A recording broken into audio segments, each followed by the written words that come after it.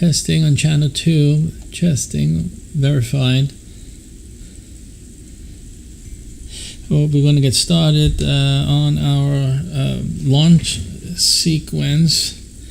What we're going to do is a pre-launch checklist. That's the first thing we're going to work on.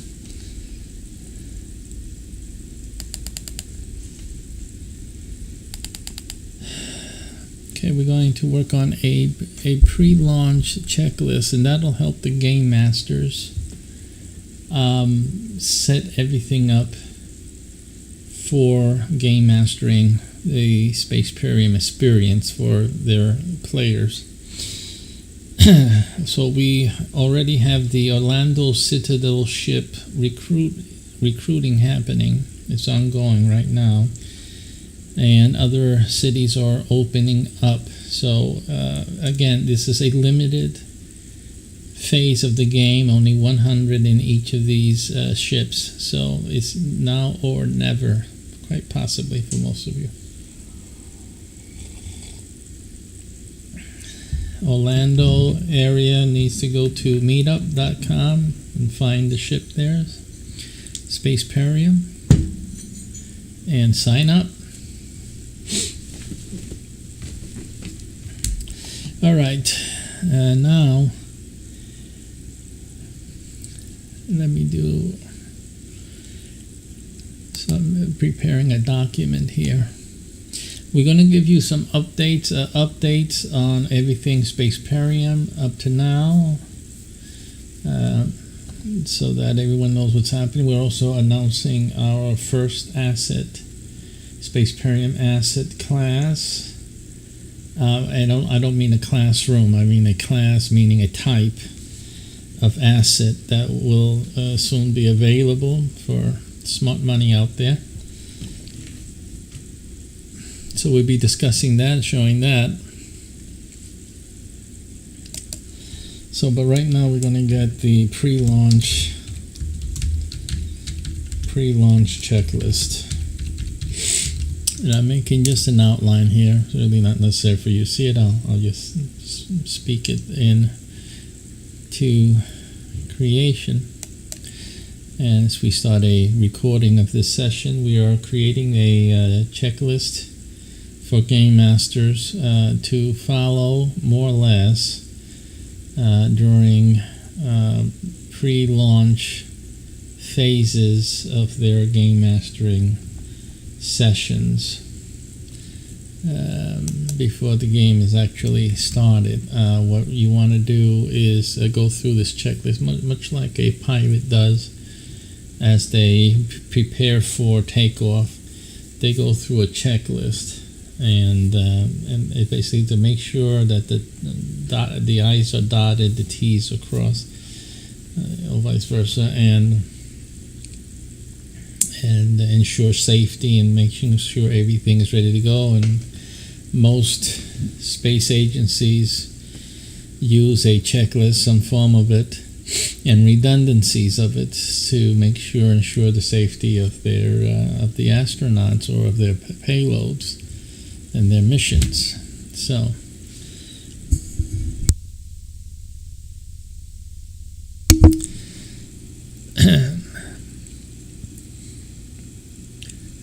so this pre-launch or pre-game checklist is going to include just the setting up of things, so that the game master opens this this text file first as a procedural order of how to get things going. So it's going to include extra game material, meaning outside of the game, or pre-game material, setting up OBS and stuff like that. So that's what I'm going to be outlining also. Pre-game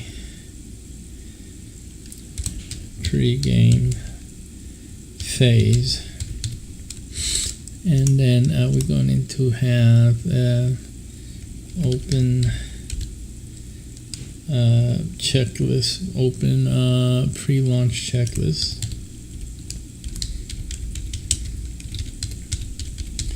Checklist file, which is automatically, if they're reading it, they've already opened it.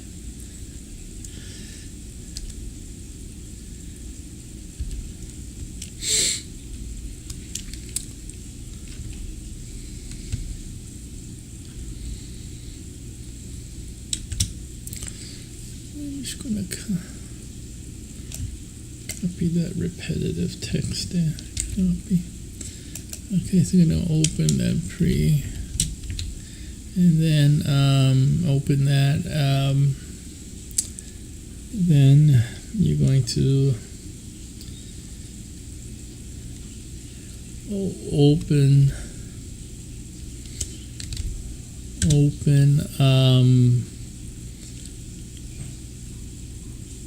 open broadcast docs, which would be all the things related to description, title of the program, everything for the broadcasting of the game session.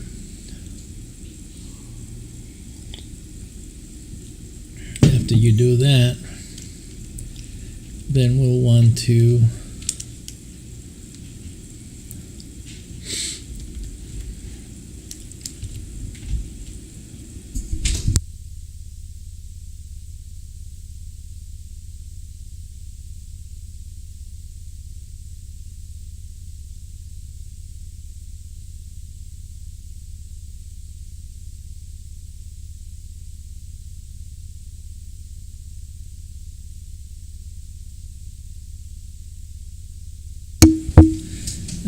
after that, we want the start OBS, and also I'm using 2 instances of OBS, but that's not what the Game Master would need to be doing. I do it, of course, because I have so many different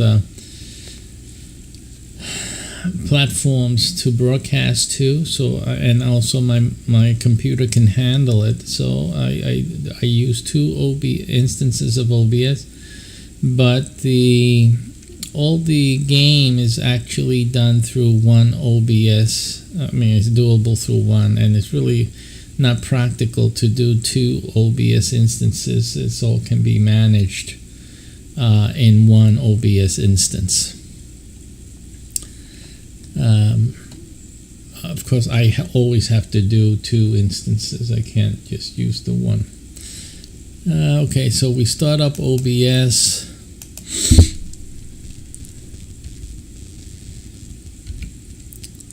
Okay, and now I think, start up, and we're going to start the Game Master UI, which is the official software for the Game Master, and it adds a lot of details. Also, the particular SPACEPERIUM chat network and other things that assist in the gameplay. So the Game Master, this is something that no user has. None of the players will have it. It's just something that the Game Master has to have in conjunction with the source files for the OBS scenes, which also be supplied to the Game Master. And most of these things are covered in the training. They'll get the training and how to use the files that they're getting. So that'll become, they have to practice and have it become second nature. So yeah, being a Game Master is very rewarding, financially rewarding, but it does require some preparation and training, and so we're providing it in our program. So they start this Game Master user interface, which they'll receive also, and they're always getting updated, obviously, especially as SPACEPERIUM continues to grow and spread. The user interface will have many permutations and upgrades and things like that along the way. So you start the Game Master user interface software. So with the OBS and the Game Master user interface, they're just about ready to start things up. Now, After that comes the pre-launch. Why don't we first start the broadcast? Start broadcast, and then for that you need to one more thing was needed on the pre-game phase, and that is to open browser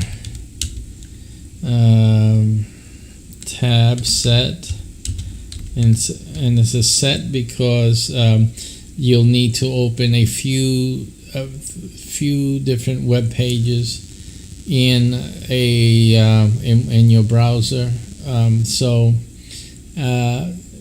We're looking at how to streamline that. Also, the user interface already incorporates some of the tabbing, some of the browser tabs that you'll need.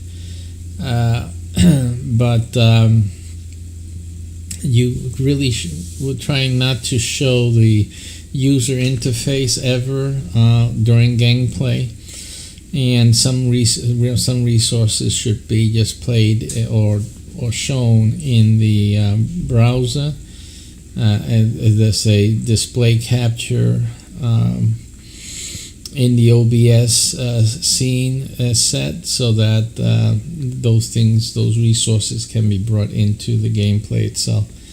So you open the browser tab set, and we'll just call it SPACEPERIUM broadcast, because most of the tabs will have to do with the broadcasting. So now that we can start broadcast now, then we will have to go to set up broadcast titles and descriptions and tags.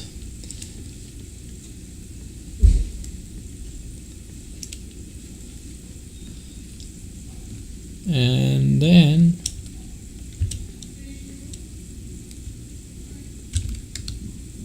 okay, and so we set up the broadcast title and descriptions, and then we put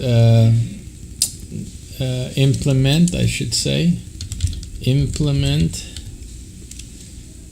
That's the checklist, so you have to implement it. Then after that comes the setting up of the OBS. So depending on what we're doing or what the broadcast is doing, we just have to assume a regular gameplay.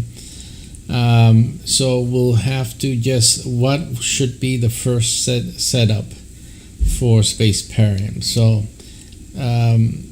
they implement that, and then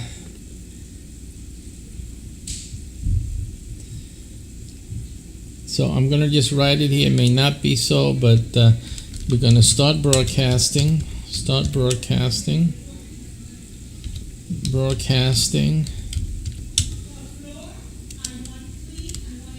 and then we're going to start run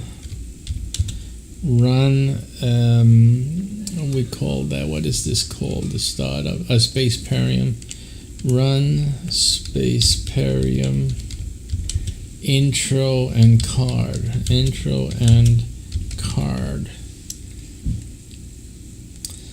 And so that's the beginning, and this is what it is.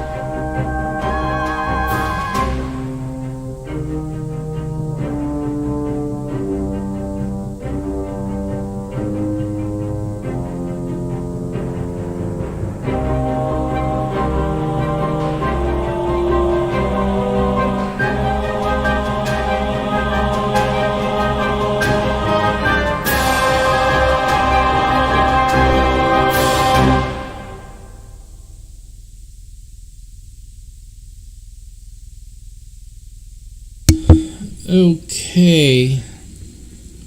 Now, so that's the card. Now, at this interim, it's still waiting for the players to come in and viewers as well. So this is the time where the game master will set up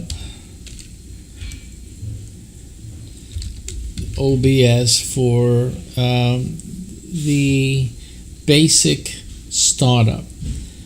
Usually the startup would be a launch, usually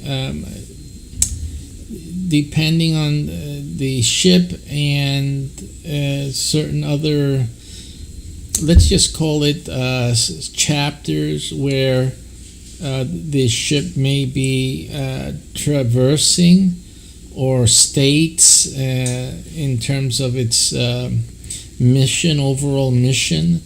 So that will depend if it's that will determine, I should say, if the ship is going to be launching from Earth, or is it going to be launching from a space station, or is it launching from another planet, or just simply in space, not launching at all? It's just simply it's on traveling through space, and just simply, mostly if you saw like the Star Trek series and whatnot,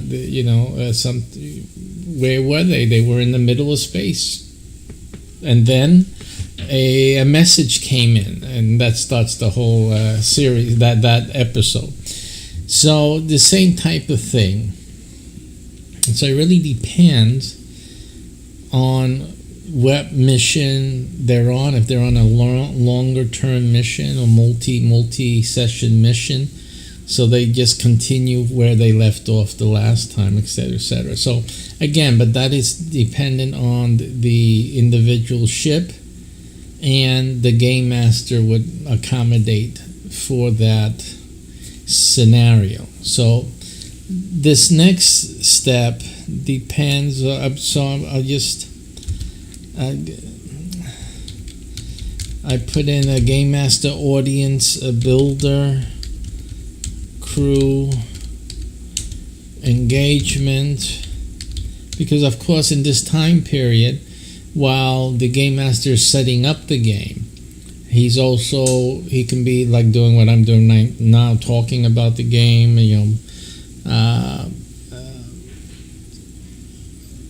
housekeeping business in terms of updates, meeting announcements, and other things that the crew and or even audience people may be interested in. Game masters have a lot of flexibility right at this juncture to just address the audience and and other social niceties, as well as their channels. This is a time to talk to their channel members, their audience, and crew and prospective crew members. There's a lot of things that are being talked about and promoted in SPACEPERIUM, so that this would be the time for open discussion and updates, and then announcements. This is the time for that. While these things are going on, also to have one of the crew members handle certain other aspects like updates, and actually that's the perfect thing. The captain doesn't have to do all these things. There are certain things that could be brought up by other crew members. It's good time for crew member updates. Crew member reports and updates. They can, like the science officer, can talk about things that were discovered in the previous mission. or things that were researched or that are still being researched, looked into, if there's any other developments into that, finalize certain reports from the previous mission, etc., etc. There could be stuff that's still lingering for 2 or 3 missions and haven't been finished, but then finally we have some progress on that issue. And because actually there are in this game there's great impetus to actually do research, to actually look for answers. And it could take a few weeks to track down somebody at NASA or SpaceX or some college science professor or whatnot to get their opinion or get a review of some ideas and get some feedback. So that could take some time. And then this is the best moment to bring those reports in to take care of old business, so to speak, and and submit that to the AI. The AI in this instance is the database for SPACEPERIUM, and to input those things, and there's credit that is awarded to the reporting player, and obviously the officer in charge of that area, as well as the ship. So, and all the players in the ship also get a boost, if you will, when reports are completed, when things are submitted, and data is added to the artificial intelligence, the AI database. So this is like the perfect time for all that, and to announce the barbecue at Joe's house next Sunday. This is the time for all of that before we get into the actual gameplay. While the game master is giving each crew member, now when I say crew member, I don't mean the whole 100. I'm talking about the guys here in the front. Now when you see we have a few of them on screen, it's possible for us to bring them in to the screen. Now the game master has to learn how to do this, and also he or she has to have a strong enough PC computer to handle the load. But it is possible to either bring in one at a time, which is probably be easier for most people to do, or my original concept was to have, if you see the monitors, let's take a look at the monitors now so you get an idea what I'm talking about. My original idea was to have the players, let me just check, I'm just checking that the audio is operating in this scene. Okay, so my original idea was to have the players appear on each of the screens here. The center screen, as you see in a moment when I can find the darn thing, it's going to be an issue because we have so many resources here. I may have to reorganize the resource allotment here so that it's easy, it's more intuitive. I have it under a different order, but obviously for stuff like that, it causes a slight issue. My original ship design, that's why I said original, right? Was that there were more monitors going across each side, and of course, in each of those monitors, which now you see some scanning going on. Mostly these are scanners and monitors of ship systems and external sensors. Basically, is that what you see here? In the future gameplay, the monitors will show different things, and we'll be able to switch on and off in different areas depending on the officer's skill set. So again, these are things in development. But in any case, the original idea was to have a whole row going straight across, having at least 5 on each side, something like that.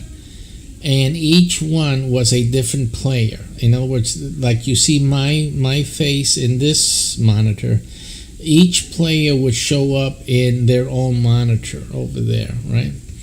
So that was my original planning on the ship design. The instrument, the sensor monitoring came as a compromise, really, on what to do to reduce the load on a computer from having to show like 10 people at once in these different areas, because we're not using like Zoom or anything like that, which doesn't behave the way we want it to behave, to show it in different monitors or reconfigure the way the videos come in. But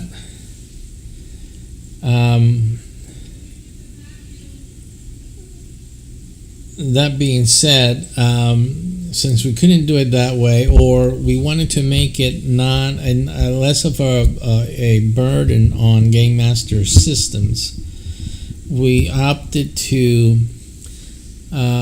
just focus on the center display for the captain of the ship, which in this case it's me. And then if we needed to, my idea is to bring them in. I can probably still do a bringing them into the small monitors, but basically to have them just come in on the top as part of the display, and also probably just do the 4 or 5 little displays within the screen itself, like almost adding another screen to it, another like a picture in picture is what I'm looking for, that term, a picture in picture, and just bring them in as they are referenced. So that's obviously something that we can do as a different scene altogether, or incorporate into this one. I believe at one time we had more resources. I believe we tried to do something similar to that. And what happened is that the OBS at the time, I don't know if it was OBS only or my computer, I'm not sure which one, because it's hard to tell sometimes, was causing it to freeze up, lag, and caused issue. Even right now, as it is now, I'm noticing some issues with the restream. So I'm always monitoring, because I have to make sure that things work smoothly. So because of that, let me just check here. Yeah, because of that, I have to take care of how much load I'm putting into the system. And let me correct this. This one camera that seems like so out of it, man. It looks faded. It has, I don't know what color that is that it's showing there. It's like horrid. Excuse me.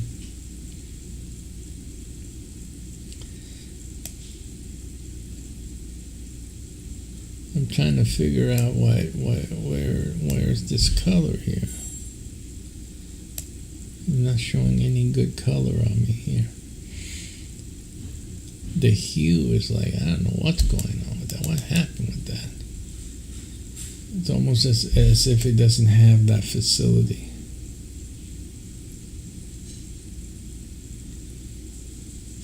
Because I have a very deep, rich orange shirt on, and it looks fine on the restream, but not on the YouTube channel. It looks horrible. It looks sick. It looks like a rotting pumpkin. That's what I look like there.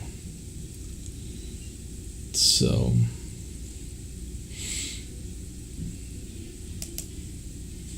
oh, I see. So that may have done it there. It was the auto. The white balance was not auto. So let me just get some decent color here. The hue it is not allowing me to configure the hue, and that's actually what I need right now. So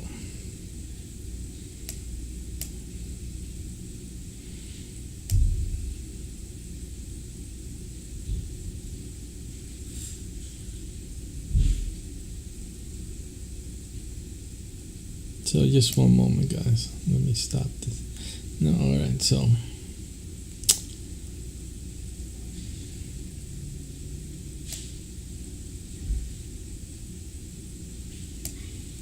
it just looks funny. That's all.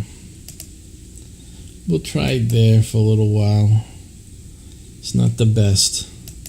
We'll have to get new cameras. Okay, so basically that was what we originally were trying to do. Since I saw that it just took up so much resources in terms of the PC, CPU, and stuff like that, and we really wanted to preserve the functionality, I reduced that load idea. But I'm pretty sure we can still like load in again, these are things will be done through the SPACEPERIUM user interface. So these are things that we still have to work on. But that was the original idea for the dashboard. But at this point, there's no reason we can't have the reports done audio. It'll be coming in, we're going to do our best to get it done through video, and because it all depends on the game master's computer. One of the things we are recommending is that the game master have a supercomputer that will eliminate a lot of the issues that a game master would encounter when he doesn't have up-to-date equipment. You really do need to keep up-to-date equipment. Luckily, the Game Master opportunity is a money maker. So with that money, keep your equipment up to date and just buy new equipment. I would really recommend a new computer every year. Just keep it updating to the newest computer possible, the newest and the biggest and the most robust. As soon as they come out, just go and get the latest one and keep the game moving on. Okay, so that's like an imperative. This is something that we're going to discuss with the game masters to ensure that they do the utmost to get the latest equipment, to get the latest equipment possible. And leverage on that for the game. Absolutely. Okay, just another adjustment. I really didn't like the way it was looking there. Now this looks better. It looks almost as good. Almost. It's still. I still look sick on the YouTube output, but in any case, at least the shirt looks almost the same as the rest of the. Okay. So, I just want to make another check on. I stopped the recording of it so that I can just check on something else here and see how I'm looking on Facebook. So let me check for a second.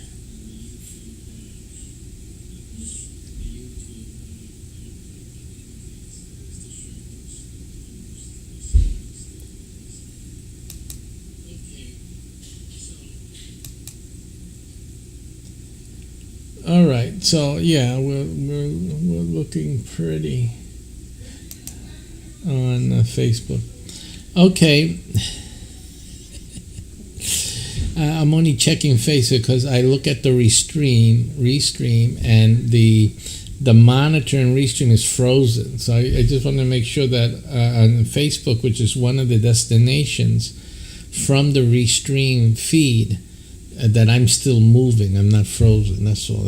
You need to monitor these things. The other day, someone said they couldn't hear me, and I was playing recorded videos.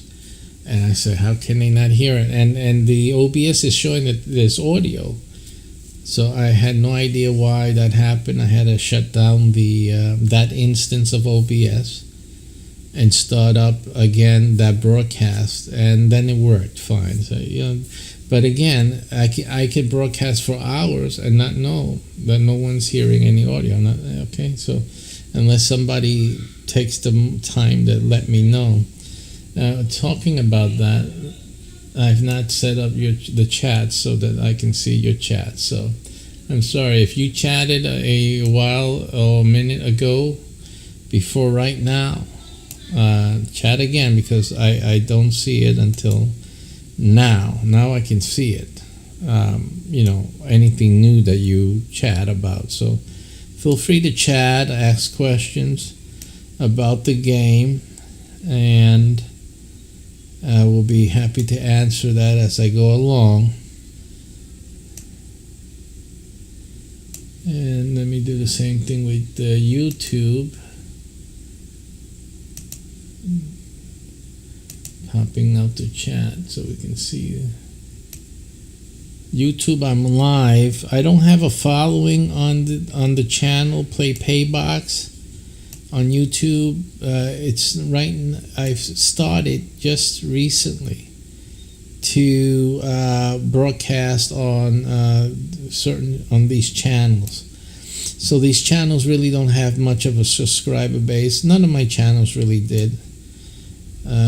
I'm not much of a YouTube promoter in terms of the channels. But in any case, we started broadcasting. Since I started broadcasting the archive videos longer and longer, we started to pick up a few subscribers here and there on these live streams. So I figured this was the best move for me to make, instead of just making one little video, in whatever hour, once every 2 or 3 days, whatever. It's like a shot in the dark, And this way, more people out of the millions that pass on by have a chance to, what's this guy talking about now, And I guess and be able to see some of the content, and space type of games aren't interesting for most folks. There's a lot. And then those who are interested in space games, they're interested in the shoot 'em ups and spinning around at some incredible revolutions. I call those games spinners. It's the same mechanics, either people or ships or whatever, spinning around. They can spin around real quick and shoot real quick, run around. That's the game. This is the game. I hate games like this. Spin around, shoot everything. What the hell?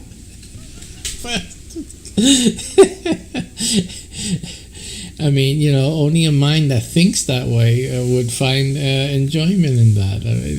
That's not the way we live.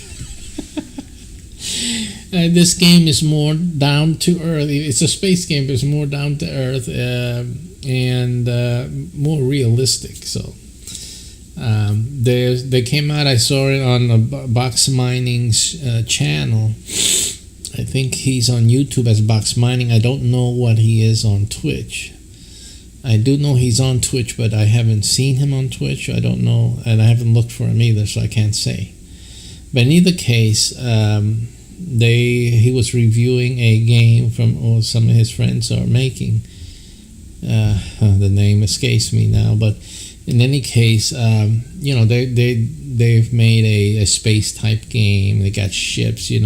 There's this other guy also on Twitch. Looks like he's I don't know, he's probably part of the development team or just one avid player and promoter of it.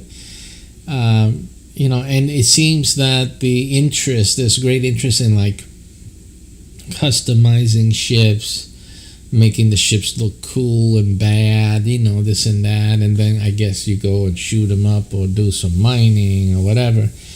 Basic things like Eve, I would say popularize, at least in my world. I don't know if that's true in the gaming space, but at least for me, Eve is the game that I would think about most of these space type of activities, like mining, and then of course the fighting. You always have to have fighting, right? Even in SPACEPERIUM, we got to have some fighting, but it won't be in this initial phase. The fighting is done by the military division, and the military division is the next phase from this initial startup that we're having. And what we're doing is that we are rolling SPACEPERIUM out in bits and pieces. The first one is a main core player base and technology.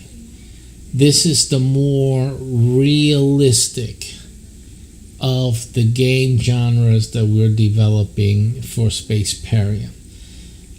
This is where the LARPing phase also occurs. It's in this first stage. So actually, we are recruiting crew members, real, and we're going to wear uniforms and all of that. It's going to be a very realistic gameplay, like joining the Boy Scouts. If that was a game, we are in SPACEPERIUM, and we will get together when getting together is done. Again, we wish and pray, and we will be in uniform and basically official garb for our mission types. And then after this LARPing phase, which is live action role play, we get together to play the game on the broadcast. We join in through our computers. And then we have physical missions outside of the gameplay on the computer. We have physical missions in the real world. And we get together. We have also in development and in tandem, we have the handheld devices, which will be done through an app, but you download to your mobile device or your tablet, and your tablet, whichever amount of devices you want to have access to. And so that will be used during the live action times and mission types to communicate with the SPACEPERIUM universe through the artificial intelligence, the AI. See, so this is this part of that game, the live action part. This is what's being developed now. Real uniforms, and I don't. Yeah, real uniforms. It's going to be SPACEPERIUM stuff, but it's going to be real uniforms and live action role play with devices and missions in the real world and also online on the computer with the game as you see me developing it now. And that's really the first phase of this game. Now, the 100 crew member ship is the main core ship, fleet. And each of these ships that we are recruiting real people to man, each of them will then develop, once the 100 crew members are had, And after a while of playing the game, knowing what to do, how to do it, etc., we will, and also building income, because part of the game is having actual income, not just game income, but real income.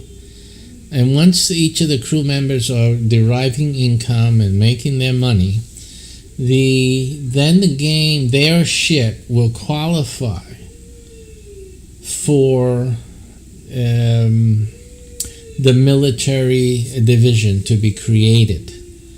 So, and that happens just like what you saw when Trump did, and he announced the Space Force. So it just created, the game master will come in one day, and he'll get a message, an official email from the great Imperial Majesty, moi, telling him congratulations to him and his crew for the achievements that they have made. And we would like to extend to the crew the authorization and to your ship officially to begin the military division and build up military defenses on the ship. So what that does, it opens up a new division on the ship, which is dedicated to military operations. And immediately, all of the 100 crew members have an option. Now, you cannot be both military and be a regular crew member. But you do have the option of choosing at that moment if you want to stay as a regular crew member, or you want to go into the military division. Now, a little bit of caveat is that the military division is a military division. That's the caveat. See, big me, I would not want to go into the military division, because it is not just sitting around and going boop, boop, boop, boop, boop. And when we say military division, you're going to have military missions. And of course, you're not going to use real grenades, or you're not going to kill people, in real life. But you have to go running through woodlands and engage in battles, and you're going to have to do some running around and acrobatics to survive, to win, to get ahead in that phase. This is not made for someone like me, okay? So that's the caveat. So this is not a game military division. This is the military division of SPACEPERIUM is an active, again, this is live action. So it is going to have live action, militaristic type of activities. So it's not for the faint of heart or for the heavyweight, Now, if you're heavyweight and you know how to handle yourself, then that's fine. Because I know some guys that are, they're bulls in more ways than one. Okay, so they can take it, and you wouldn't want to confront them at any time in real life. Okay, so hey, that's fine. Okay, but I'm talking about me. I'm not that guy. All right, so but if you are, then you can choose to become military. So, like I said, my intention, though, even though I wouldn't do it myself, my plan for it is a very active, live-action, militaristic.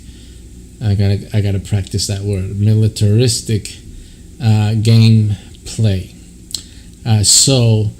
And it's going to be fun. I can imagine it and all that. I won't do it myself, but it's going to be good. Okay, it's going to be very challenging. And to get an idea, just think about those things you guys may watch on TV.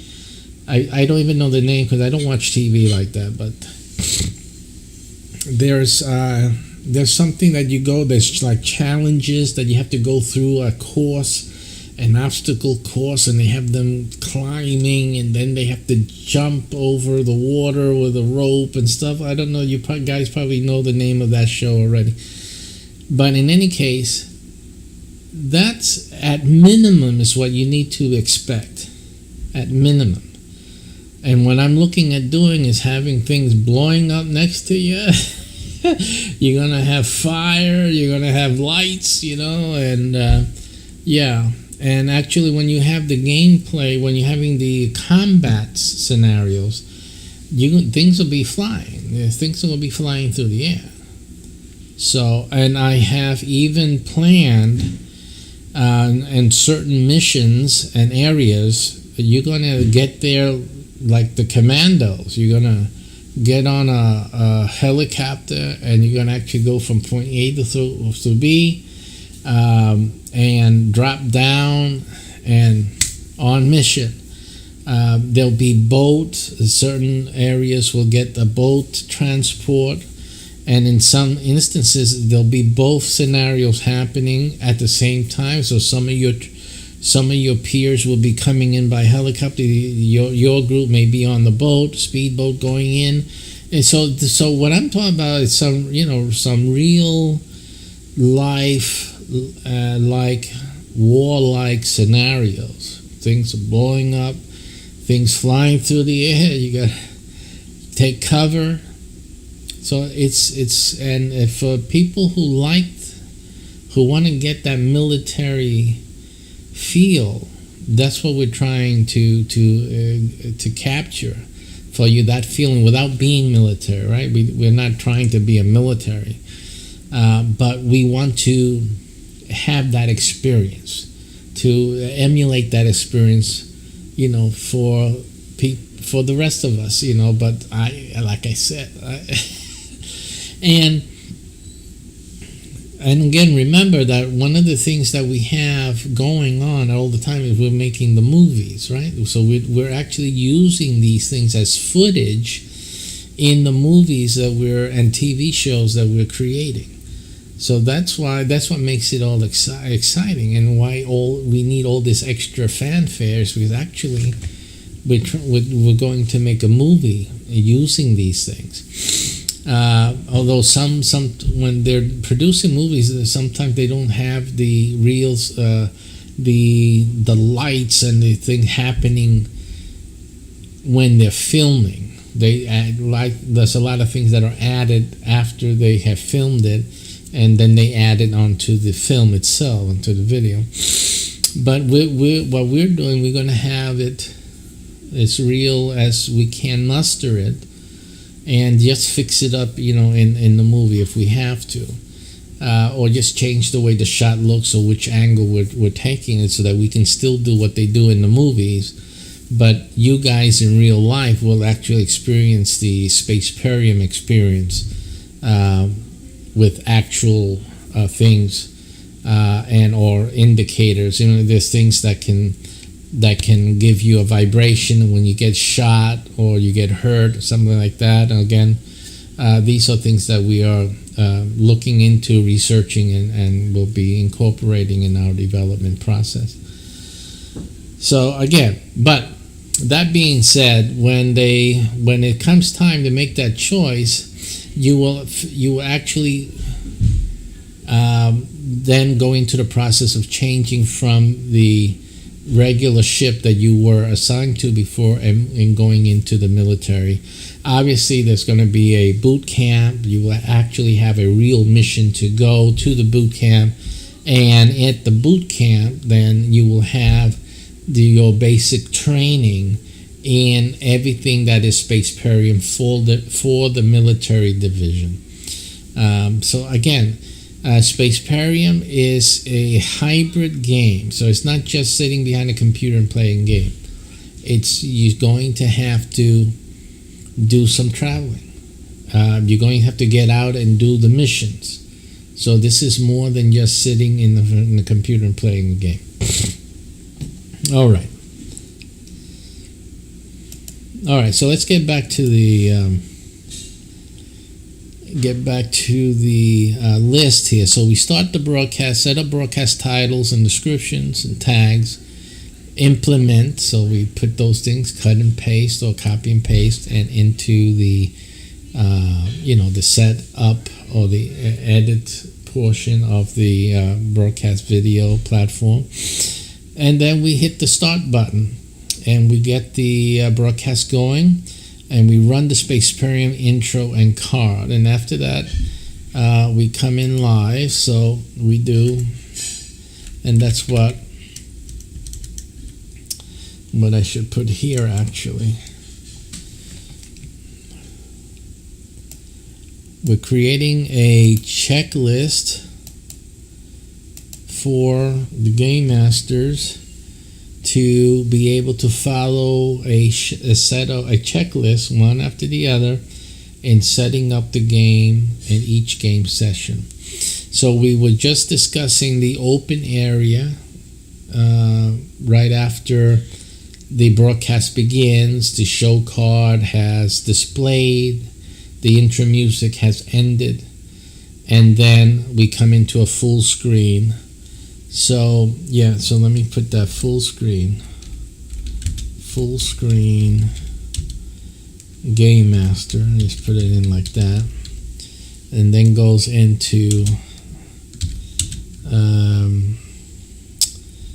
the game master audience builder. So that's what audience builder, audience dialogue. So that's that phase.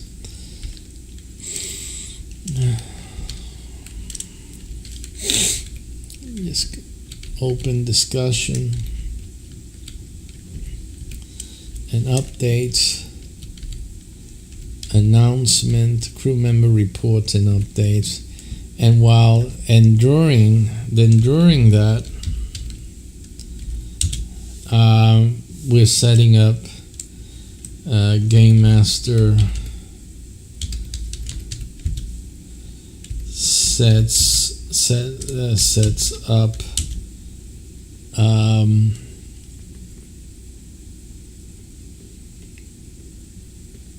present session, I guess.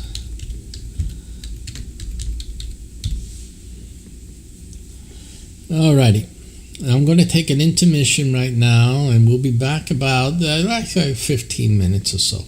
Okay, we're going into intermission, and I'll get back to this in 15 minutes. And in that intern, we'll play the intermission, and you'll see the intermission sign display. And I'll see you guys in 15 minutes. Go around and play, and I'll be back in 15 minutes, okay?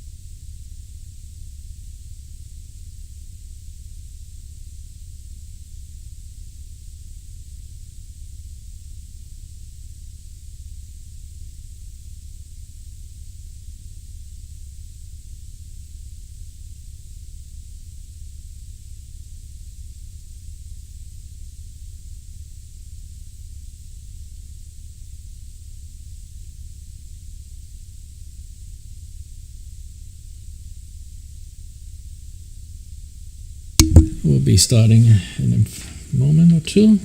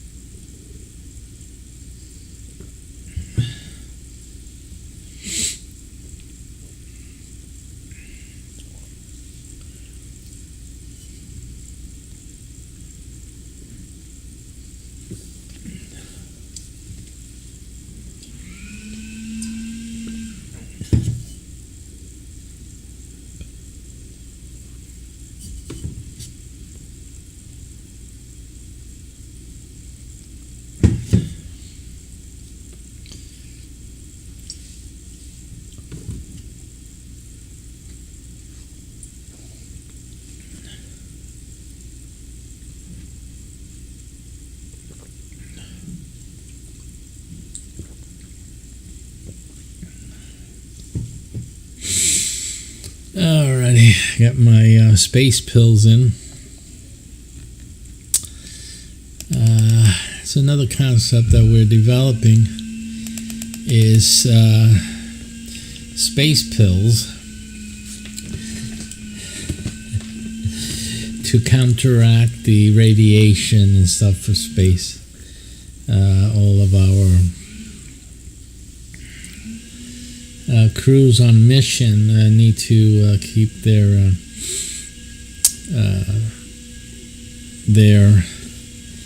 health at optimum using protection through these supplements. It's part of our diet. So that's part of the things that we'll be researching under the health missions and whatnot. So we do have some supplements that will be actually developed. This is not just this is actual development of some stronger stuff, and hopefully we expect to see improved health. The things we'll do some research on that, obviously, as the game progresses. This is the interesting thing about SPACEPERIUM as well, is the application of research in real life. This is a game, it's a hybrid of a game and real life. So actually there are things that we will be doing in the gamosphere, but will have a real impact in real life as well. So that's what makes the game more interesting and more, for me at least, appealing, is that, it's not just playing a game and I guess relaxing yourself.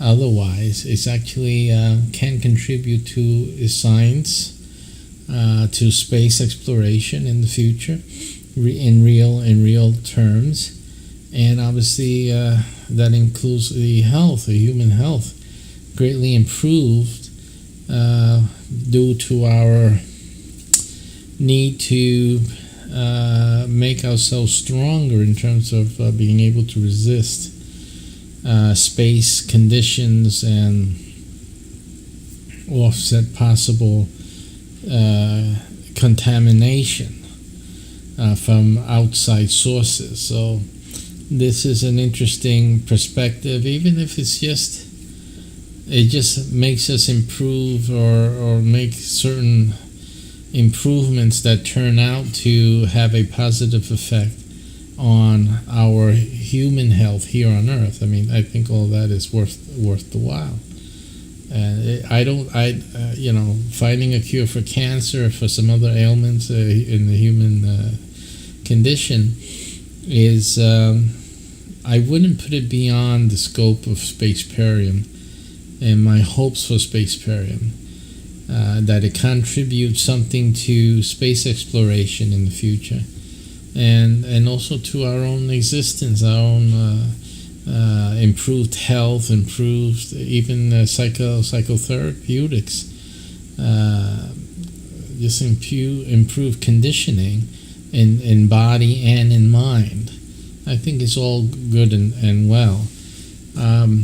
The SPACEPERIUM also has that spiritual component in that the Imperial Majesty is also the head pontiff, if you will, of the empire, and probably the only one it will have after I pass, and I'm talking in real life now. I don't think we will have another spiritual leader replacement. It's very I want to say it's unlikely. I just say it's not built in, it's not guaranteed. If it happens, when it happens, I will leave for SPACEPERIUM certain directives, and if the certain conditions that only the associated controlling organization would know, when certain conditions are met, would another spiritual Imperial Majesty arise, and that would be it. But I'm not intending for my seat, my position or role to go on any further really after I go. So it's pretty much a one-shot deal as it is with that. But I will leave a condition within which another Imperial Majesty will be named if those conditions are met. Almost in the storyline, almost say it would be like one of those prophetic things where it pulls out the sword from the stone, or some other type of qualifier, in terms of the storyline. But in real life, it would have to be a replacement by somebody with the same acumen or more than I have, and obviously the spiritual component and a love for the game itself. So that also has to be there. No point in putting someone there that really doesn't have the passion that I have for the game. It can probably actually contribute something to it. So yeah, so that is the thinking on that. Okay, we're going to get back now to the list that we are making.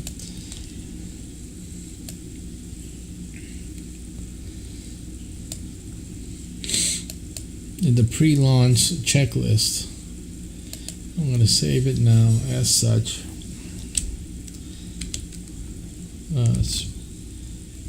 SPACEPERIUM pre-launch checklist, and just put that there. We saved that file, wasn't saved yet. So that way, if the computer turns off, we have it. So we had left off at the full screen Game Masters, what you're seeing here. Audience builder, it's an audience addresser. Also the crew engagement, it's an open discussion and updates. Announcement crew, or for announcements, including barbecue at Bill's for next Sunday. And then we have the individual crew members, and by that I mean what do you call that? Bridge crew, I should say, very specifically. Bridge crew member reports. Now in the game, you have the regular players who are playing along while watching the stream, and through the Game Master's user interface, they have a particular chat. It's only a crew member chat that the Game Master can see and the bridge crew can see, because they're all using it, and also all the players can see. But the people on, let's say, for example, on Twitch or YouTube or wherever else you're watching this, they cannot see that chat. Now, they do have chats. YouTube has a chat. Most of the other platforms we're on have a chat.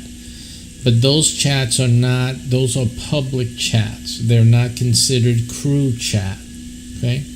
So the Game Master has, and all the players have access to crew-only chat.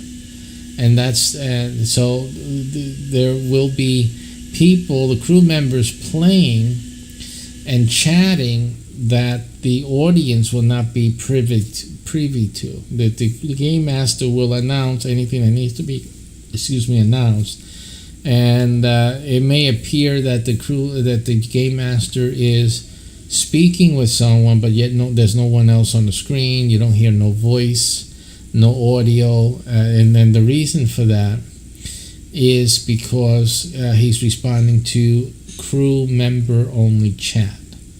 Okay, so there are certain things.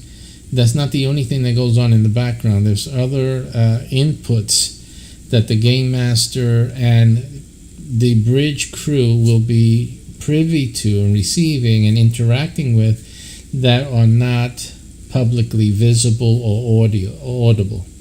So there will be many instances where the Game Master is speaking to someone, but yet you don't hear anyone having asked a question or no one responding and stuff like that. So you know, who is this guy talking to? As obviously he's interacting with a crew member's chat that he is observing. And the same holds true for any bridge crew member. Now, speaking about the bridge crew members, there are always an assigned bridge crew for every mission. So, and it gets rotated. Every game player has a chance to play on the bridge. It's part of their training. It's part of their crew responsibilities. Because everyone is develops themselves in all of SPACEPERIUM, and so basically there's a rotational aspect to your gameplay. As much as you fulfill certain credits, certain mission types, and you've done that with distinguishment, you get to move on to other departments and other things in other missions, and you just move around, and then you work your way up to actually working as a player on the bridge, as a bridge crew member when when that mission comes up where you are a bridge member for that. Obviously, when you become a bridge crew member, it won't be that way in the beginning. The first bridge crew members will practically train in that position, but everyone else will then rotate into that position and also get that training as well. So after a while, the bridge crew members, or at least every player, will have developed enough expertise to be able to be fully qualified for bridge crew playing, and so that's how that will work, and with rotation, obviously, because you have 100 crew members. So as a crew member qualifies for the bridge crew rotation, then they will go through the rotation on the bridge crew, and again, the bridge crew experience changes with different mission types and whatnot, so it's not the same thing all the time. So just because it's not like a stagnant, if you're in the bridge crew, it's not the same thing every time. There are large or long stints of missions where the bridge crew member will be doing the same thing for each mission, but that changes over time. So over time, there's different types of missions that pop in, and then obviously the bridge crew member will have another experience to adapt to and to apply expertise to. So it's definitely, the game really changes depending on the missions and stuff like that. But it's hoped that all the crew members will rotate through the bridge crew membership. Now the bridge crew, you get more bonuses than the regular crew members. So this is the reason why they're rotated. And number two, and why it's highly priced to be playing as a crew member, as a bridge crew member, I should say. But everyone will get a chance at doing that as it rotates. And it's basically, you have to really show up to each crew mission. And attendance is important, because attendance qualifies you for the rotations. A lot of things depends on how many times you play a week, that you attend the missions, at least attend the missions, and then there's how many times you are actively engaged in the gameplay. And so all of that goes to giving you, bringing your name up into the rankings, if you will, for the AI to select you for a bridge crew member participation. So again, so it's a little bit of a merit-based. There's some merit-based ranking in this game all along the way. So just like school, school attendance is part of your grade. And then what you do. So it's almost the same. We look at your attendance, we look at your participation, and then all of that goes into your ranking and how much then the AI is looking to select you. Obviously, the star. The great performers on SPACEPERIUM will obviously get chosen by the AI more often than those that don't. So they're the ones that more likely will be on the bridge all the time, because they're the brains of the operation here. They're there every day. They do everything they're supposed to do. They produce the reports they need to produce. They get high scores. So the high scorers will almost certainly be chosen by the AI again and again, more often than the low scorers, okay? Because again, the low scorers need more training. They have to get more of a grasp on what's needed to be done. So it's almost like a self-selecting type of AI in terms of who gets chosen for bridge crew member duty. So that system is what we have in the SPACEPERIUM. Okay, but no one is denied a chance. It's just that you just have to work your way up and show that you can are able to handle it, because the bridge crew members gain a lot, but they can also lose a lot too. So everything, you're risking a lot as a bridge crew member, because you're responsible. At the end of the day, you're responsible for the main systems of the ship. And most often there's something going wrong with some main system. So you are a person that needs to know how to handle things and have experience doing that. So that's the reason why we use the performance-based selection process. And that's the way the game, that's the way we use rankings, and how rankings directly impact the way you play SPACEPERIUM day to day. And as the months progress and the year to year, it's really based on your performance and the things that you're doing. But attendance is very important. So you have to make sure you know what the ship's activities are and that you attend. You simply attend, cooperate and all that. Game Master also recognizes cooperation and interaction, and he gives you also his own rating. And so all of that factors into play on what a player is, how a player progresses through the game and advances. And it's considered an advancement as your participatory level in game missions. That's where the advancement is. Of course, you can never become captain unless you buy into the game master business opportunity. Then you can become captain. The military branch is a different matter, mostly altogether, but we'll discuss that when that happens. But in terms of the way SPACEPERIUM is set up now, only the game masters are captains, commanders of their ship. The only ships right now in this phase are ships commanded by game masters. That's it. So, and that's the only way to become a game master is to become one of our franchisees, if you will, or business license holders, and get into the program that way. There's nothing else.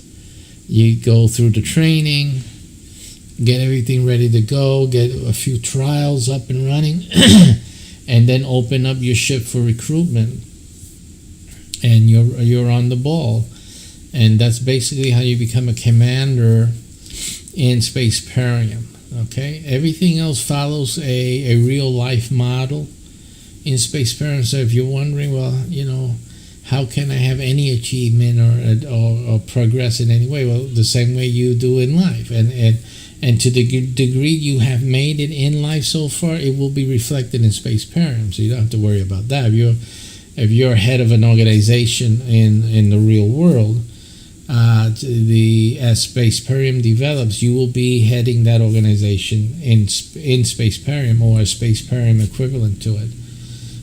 So that's not an issue. I mean, and likewise, there will be a way for you to realize any SPACEPERIUM leadership or ranking into the real world. We do have the way and methods for you to make it happen the other way around as well.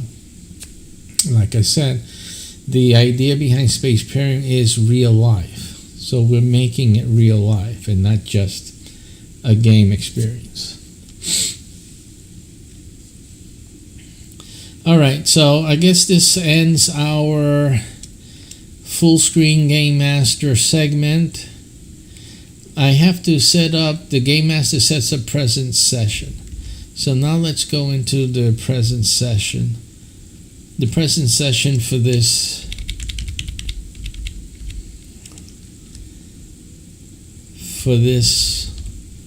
mission, because this is a mission. This mission is setting up the SPACEPERIUM mission, and that's what this mission is. So we're actually on a mission right now. Okay, so we're broadcasting.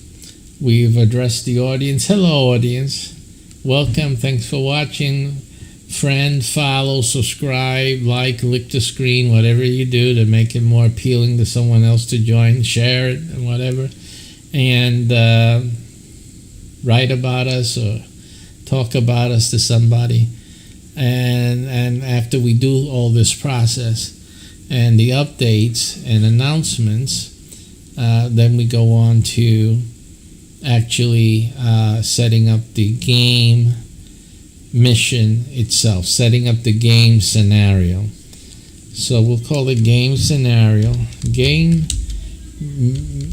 We haven't chosen the mission yet. So this is in SPACEPERIUM. If you notice when you have the user, the dashboard and the heads-up display, there's dice on this side of the screen.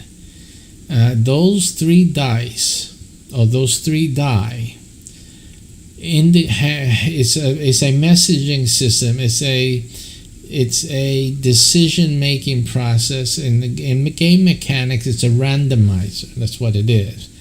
But what it's intended to do is to randomize factors. One of the factors in the game is like which mission are we on? What's happening? At any moment, the dice will show what's going on, who is supposed to take care of this, and what the result is. That's really basically what's going on with those dice. So it's really this game, the SPACEPERIUM, is dice determinant. So the dice does determine a lot of things. The game master interprets. So let me go over that again, what the mechanics are in a SPACEPERIUM mission game. The dice that you see, and I'll go into that screen so you guys can see that.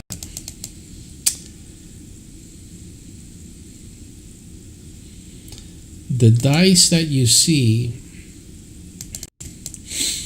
at the corner of the screen there, now some of you aren't seeing it, let's give it a moment, there it goes. So the dice that you see over there, over there, sorry, those three dice have in every phase of the game mission, or before the game mission, right now we need them, right?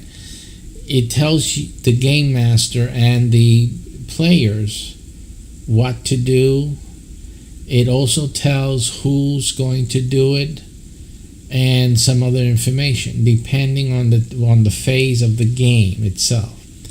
So right now, the first thing that, and I have another document where it shows the order. So let me go look for that. It's been a while since I've taken that out. Hopefully everything is under SPACEPERIUM here. So let me look at it. I'm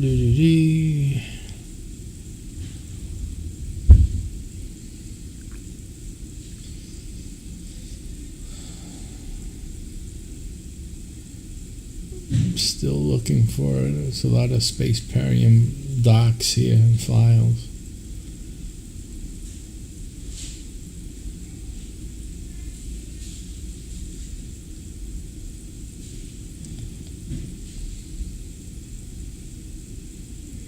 I have a file called SPACEPERIUM Startup. I'm pretty sure that should be the thing in question. Yes, it is. Okay. So what I have here is the first is the mission definition phase. So this is basically where we're at now, because before I can, as a game master, before I can set up the game mission in OBS and whatnot, and the user interface, which you guys aren't seeing, you won't be seeing that for a little while, is to know what mission we're going to be on. Now, in some cases, the mission is a continuance of the previous one, and then the game master will skip this phase because he doesn't need to find out what are we doing today, because he knows from the last mission where we were. So again, this is the type of the things that game masters, when you take your training, you'll be learning to know when to go to the dice, and when not to go to the dice to make certain decisions about the game.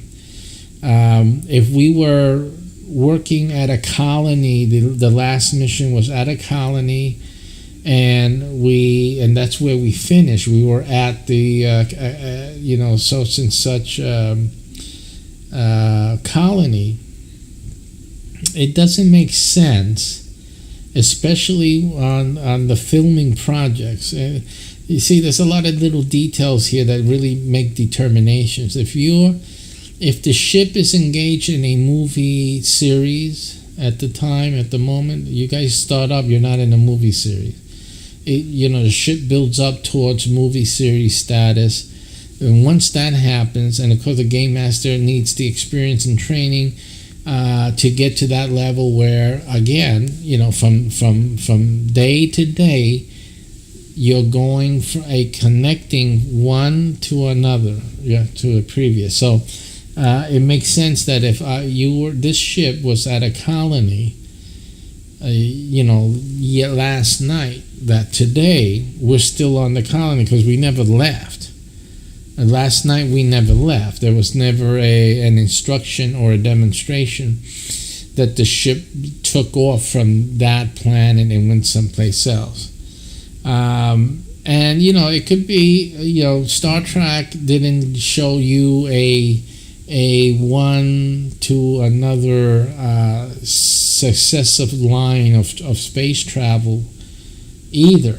So we don't know if that's really a necessary feature to insist on, but it just makes sense for movie's sake. In other words, see, we don't want to waste time and have to make a movie separately from the day-to-day creating of content that the ships are doing anyhow. You understand? So if we can tie in as much as possible missions and happenings within the same space, so to speak, then that'll make more sense, because we can take all that material and then connect, cut here and there, and create this nice flowing continuous segment of a movie, or throughout the movie of this ship at such and such a moon or space station or whatnot. So it makes more sense to do it that way, instead of having thousands of different ships, thousands of different clips, different places, disjointed, and no sense to it. You can't really make a movie with all this material that's all disjointed and has no thread. So what we want to do is create missions that have a thread, and at least and even create missions so that with multiple ships, so that actually when we go and make movies or even a TV series, we can have different ships involved, in this colony at the same time.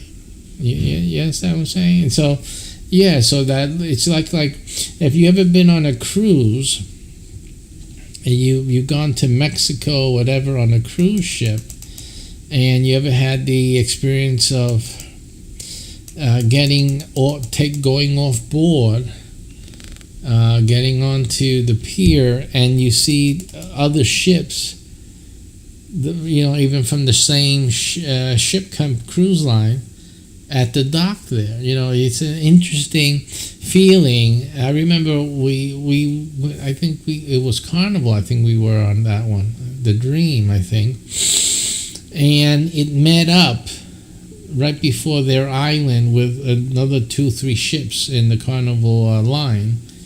And, they all welcomed the ship, they're all blowing, brr, brr, giving the welcome. And our ship came into port there. And, you get off the ship and you see these 3 majestic, larger-than-life ships, and you're on the flat pier, very tiny, and these big, giant ships, side by side there, and one down on at the other dock. And it just looks great. It's just a fascinating experience. And and the interesting thing is the different people and the things that people are doing and whatnot, going on at the same time.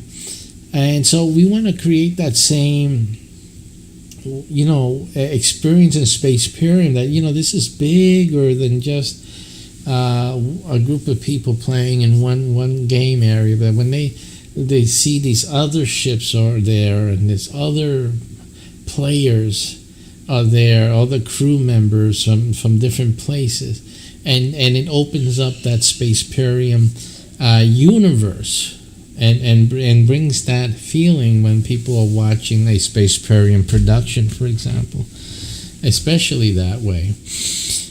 So we want to recreate and have that feeling come across, and so that's why we need to have some type of cohesiveness other than apparel and ship designs and or the gameplay itself. Although what I'm talking about is part of the gameplay, but it's that part that brings it all together and homogenizes 3, 4, 5 different game master experiences, and melds them together in a thread and in a similar or common experience for a movie watcher, for example, so that they get that feeling, wow, this is like, the expansiveness in what they're watching. So I think that'll be a very important thing to do. It'll save us a whole lot of money, obviously, to try to then make movies redoing all this or fabricating this, when in reality it can be just fabricated on the fly, just through the gameplay, and just making sure that everything is being done, or that the movie segments are being constructed through the gameplay itself. And then it's a matter of editing, masterful editing, to bring it all together. And obviously the other graphics that would get that feeling, oh, they're all together, look, the ships are in dock. So that type of thing, no one game master will have that. So that's something for the movie production to do. Right, but then what we need is the content, that it's all melted together in a same scenario, or even similar. It doesn't have to be the exact same mission, just the location, because you can have ships doing something else at on the moon, for example, so you guys can understand what I'm talking about. There could be 3 or 4 or 5 different ships at the moon. And each of those ships can be doing something different at the moon, but they're all at the moon. See? So our movie production would only have to create is like the images of the 4 or 5 ships in the moon dock. You understand? And having that common, that expansive common connection. But then the movie comprises of scenes, of segments, in different mission types on the moon, but they're all at the moon, but handling different things, and then we composite the movie from these different moon types, and whenever we need to create some homogenization, we'll do that, and we'll take care of that in terms of making, for example, having a call for a mission between the 4 or 5 ships in real life and in their uniforms at whatever location, and actually do something where you actually see the 4 or 5 bridge crew at minimum engaging in a homogenized scene to bring that idea home, that they're all together on the moon. They're all there, and these are the ship captains. They're together. The commanders are there. The bridge crew are there, sitting at a meeting in the conference hall. You understand? On the moon. So to make that real for the audience. And then obviously, and so it's work, but we're saving a lot of time and work by having this homogenation in terms of mission locations being very similar one to another, and proximal, I guess I could say, or having it within proximity one to another, and they're making a creation of a movie or another production more easier to do than without it. It would have to all be like fabricated from square one. And this with the SPACEPERIUM, there's like so many things, so many different ships and crews that it would be quite a task to make movies without building them from scratch. When we can just have an homogenation of missions and just have all this content that we string together, and only worry about certain things that we need to get them together on, physically, and we can do that with an away mission or a meeting at a certain location to replicate the homogenized or synchronized meetup of these different ships and their crew members or their commanders, etc., and both. So I think that's going to be interesting, and I think that's the way to save on production costs, quite simply. So as you can see, I'm dealing with a lot of production type of questions in handling of the development of this game. So this is another reason that this game is being developed in phases. A lot of people don't understand what we're doing here. What we're doing here is real life. It's real life. I'm taking care of a whole lot of things while building this game. This is an incredible journey. It's an incredible experience. We're only beginning, but you can start if you're listening carefully and you get your brains working right. You can begin to understand that what we're talking about here is something very serious, and it's going to be exciting, especially for the players, and that's really what I wanted to happen. The players are just going to have a blast with this game, and this method, this genre, and it's really a multi-genre game. It's really, I'm not creating a new genre for games. I'm just using many of the genres already there and melding them together. This is basically what I'm doing. It's a multi-genre game type, and I don't think there's ever been anything as involved as this game. I think this is a groundbreaking game in my estimation.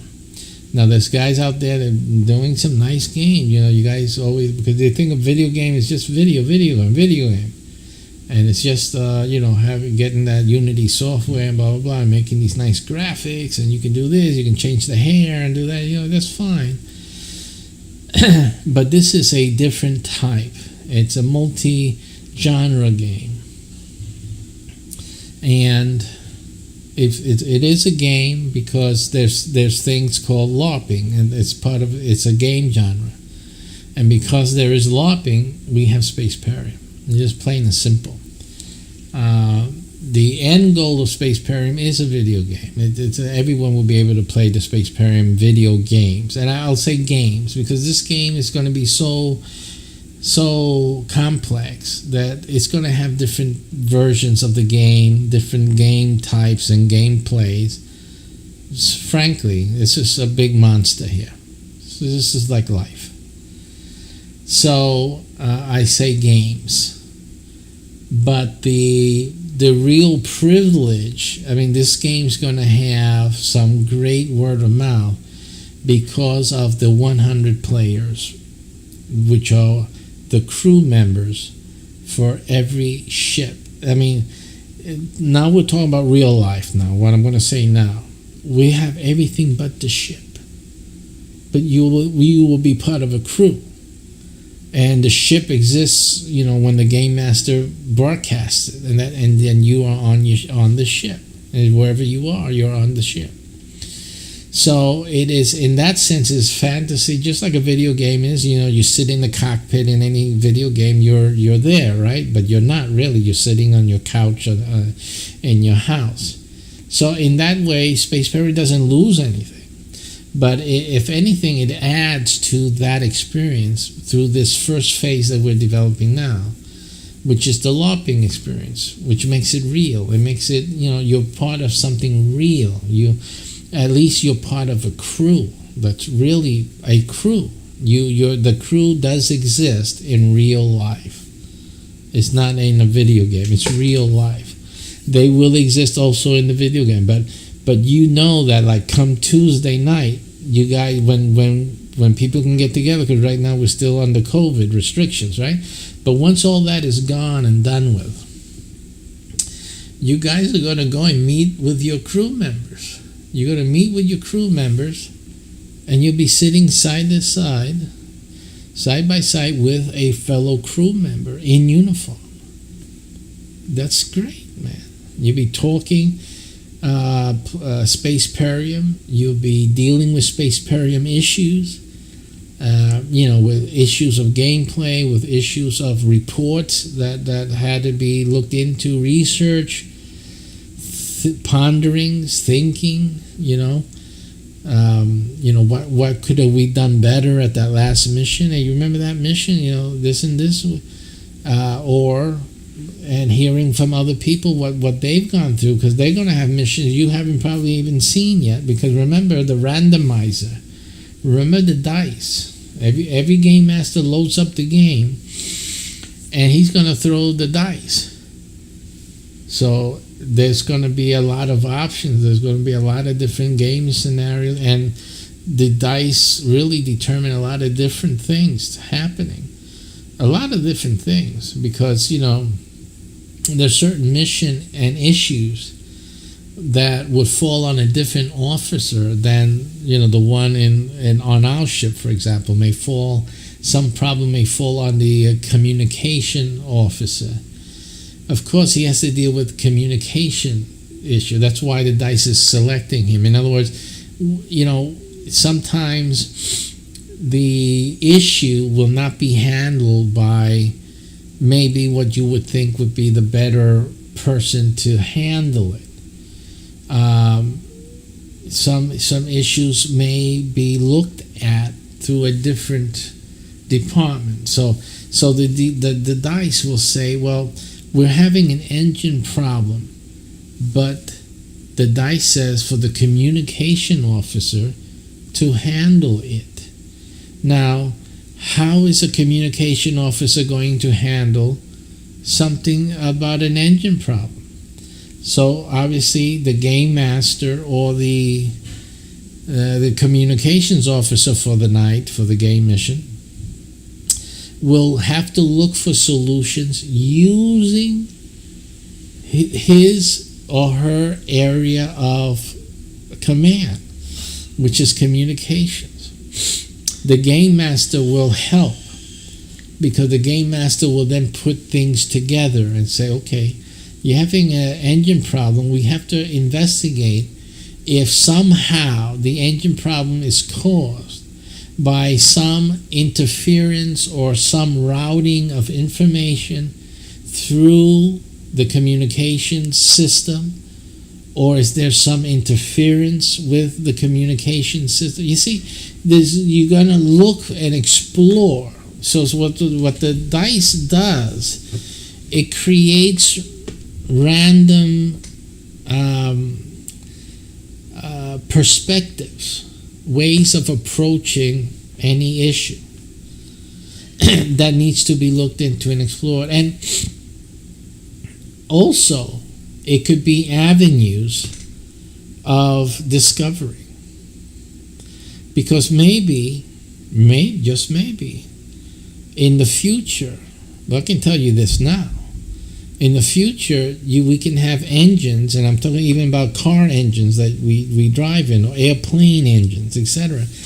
And I'm not sure if they have it now, but in terms of the airplane, I heard something that the airplanes, the jet planes that use, the commercial airplanes, I believe I heard that they have the ability to report. The plane itself sends information through satellites on how the plane is doing, the different systems in the plane. See, that's communications. And there's no reason that a communication type of involvement with engines can't be explored or discovered or even influenced by, like this game of SPACEPERIUM. Why you would, say, well, what does communications have to do with engines? Well, maybe it could have something to do with engines. Let's see. Let's look at it. Let's ponder about it. Because that's the great thing about SPACEPERIUM, that it asks the questions. It says, let's look into this. Is there anything like this? No. Yes. Is there something close to it? I think airplanes communicate with satellites and report on their sensors and what's happening. So let's look into that. Let's build on that. And now this issue that we're having on our ship in SPACEPERIUM, let's see what type of solution can be had through communication. So there could be patches sent. We all know about your computer needs an update, and so you get the download, and then it can fix a problem. We know about remote troubleshooting, right? So you give control of your computer through communication, through the internet, and some techie someplace else controls your computer and looks through it to find a solution to the problem, right? Communication, that's a communication thing. In the future, it may be that a tech, a mechanic, an engineer will actually go and look and fix and troubleshoot engine issues using the communication system. See? So again, these things are yet to be developed, but in SPACEPERIUM, the dice, remember the dice here, right? The dice will already insist or force the issue, because now we have an engine problem, mission type, and the communications officer is responsible to handle this issue. So there goes one way of handling that. Another thing is there's so many problems that can arise where the communication can be an integral part of the scenario. So that's just one example of how the dice brings in some randomness that might create interesting and not too far-fetched technology or system solution that SPACEPERIUM can put down on the books in the database.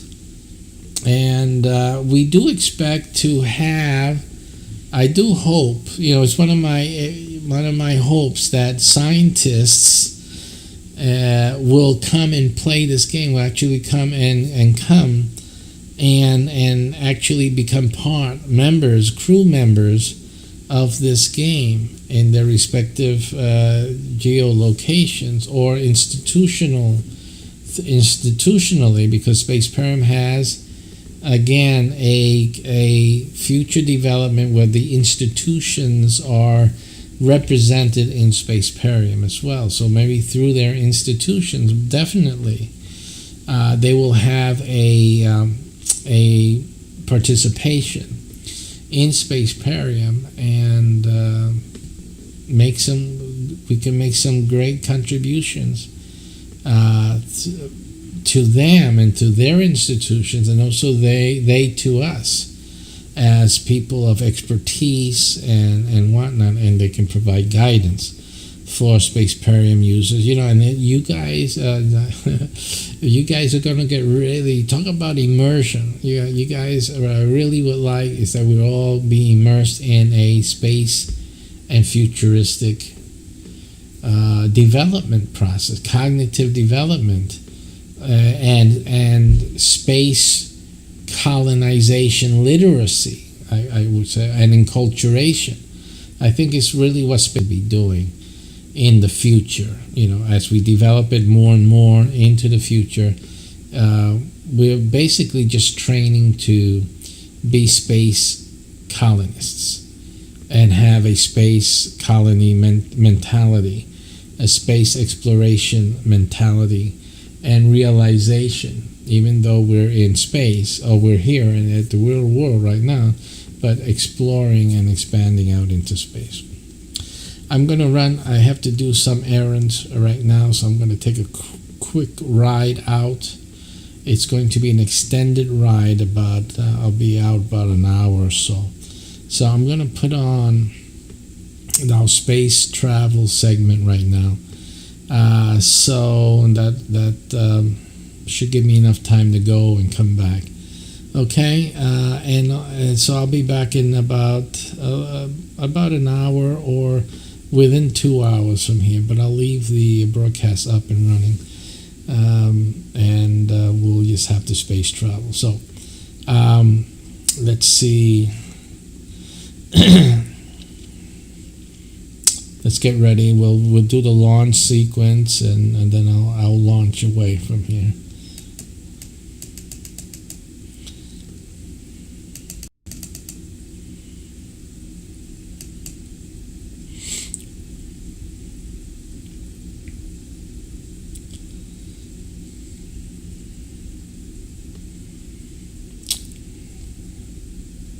Okay, let's get ready for launch.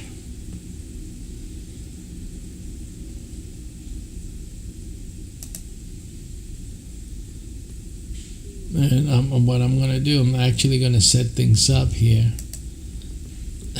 in order of the way I'm setting up for the launch. Right here for a moment. So launch, and just make quick notes on that. The first thing is that we're going to cam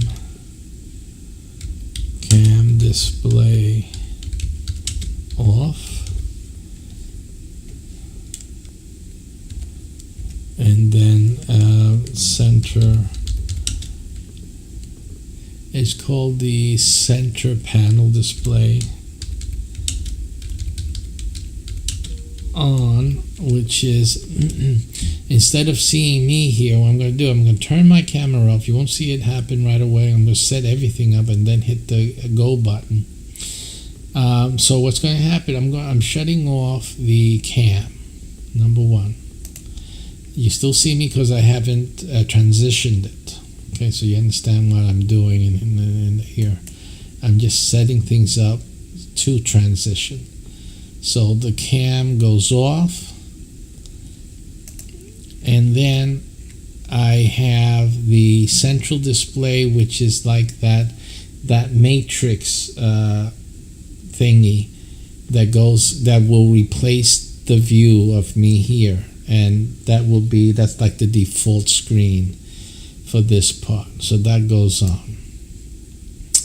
After that, we're doing here launch, and I have to check on something. I don't think the launch sequence is very long, but I want the so let me check on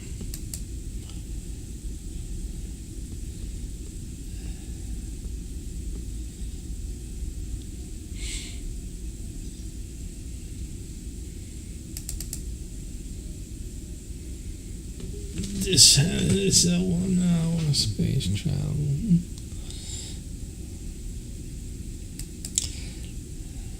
I'm going to add another file to this one.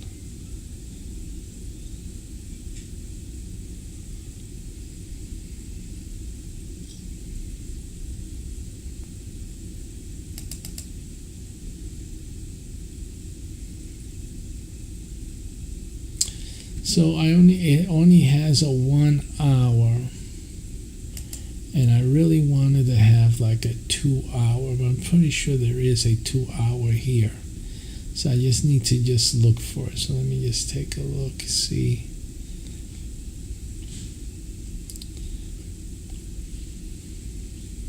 Here, that's a 2-hour one.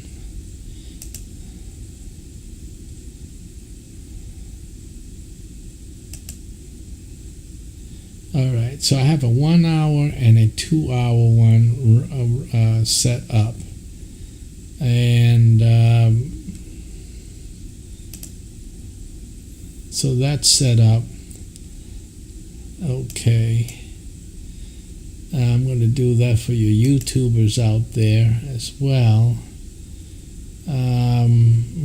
I have that as a separate. Oh, I do. Yeah, I have it. Space flight. But I'm going to do the space flight. I'm going to add it to the space flight. Period.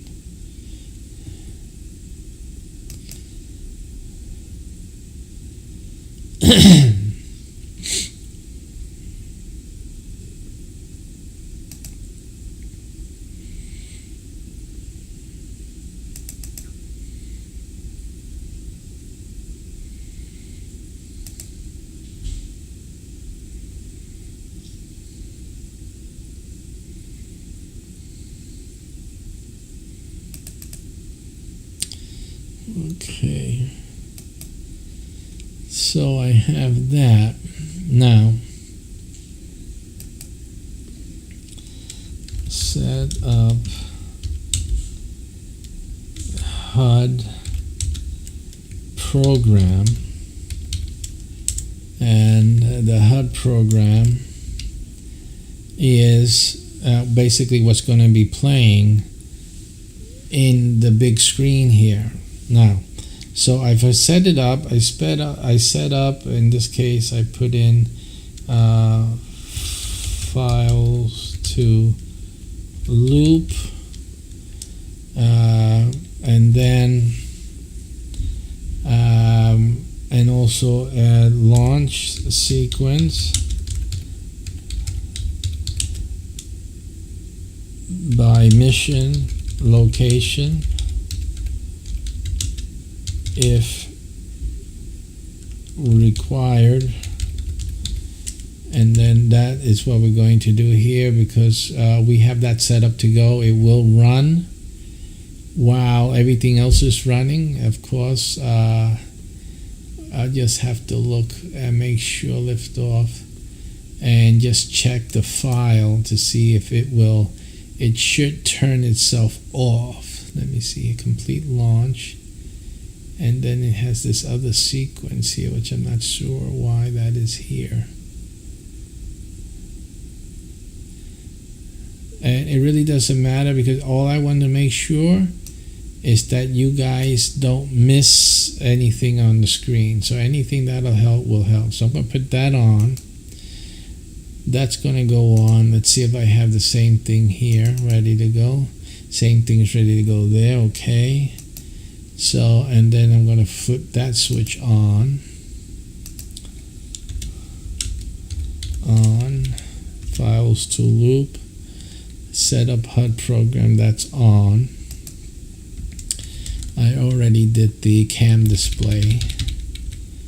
That's really all that needs to happen right now. I'm going to make sure the position of the HUD loop is set beneath the space flights ones so that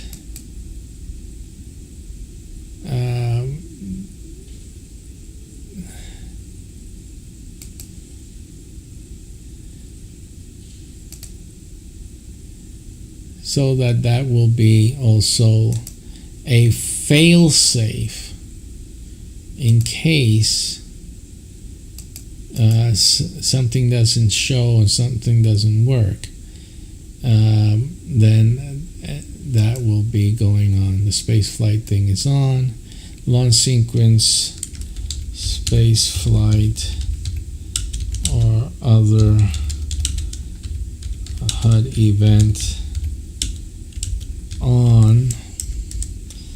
So I've done that, and basically that's all that needs to happen right now. Alrighty, so we're ready to go. I'm going to save this as it is. That's saved. And I'll see you guys in about an hour or so. Take care and enjoy the ride. We're going to launch. Enjoy our ride. Okay? Here we go.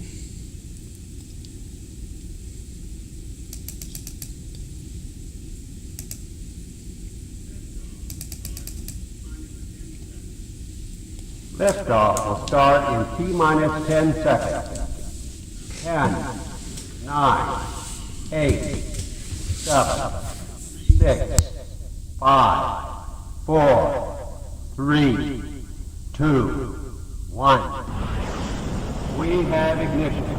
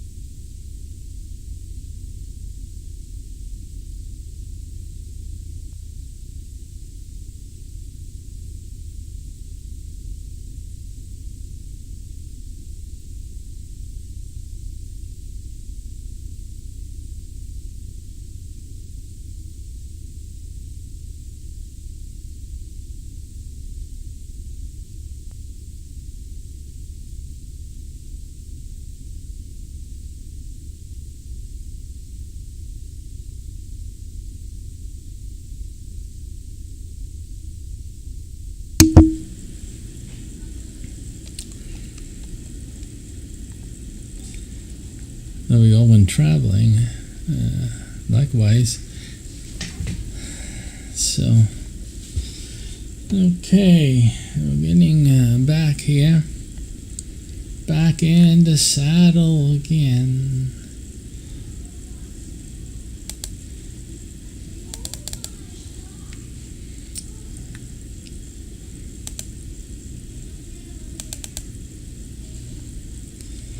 Alrighty. Come on. Center display off.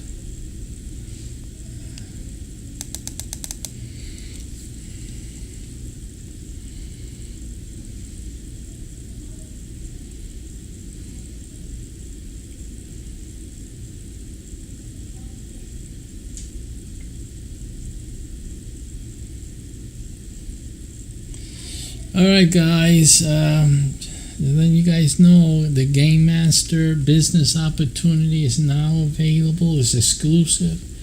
There's only one citadel citywide. There are zonal ships, so each zonal, which corresponds to a zip code, only one. And then obviously the statal ships are statewide, and requires a person who is able to mobilize statewide.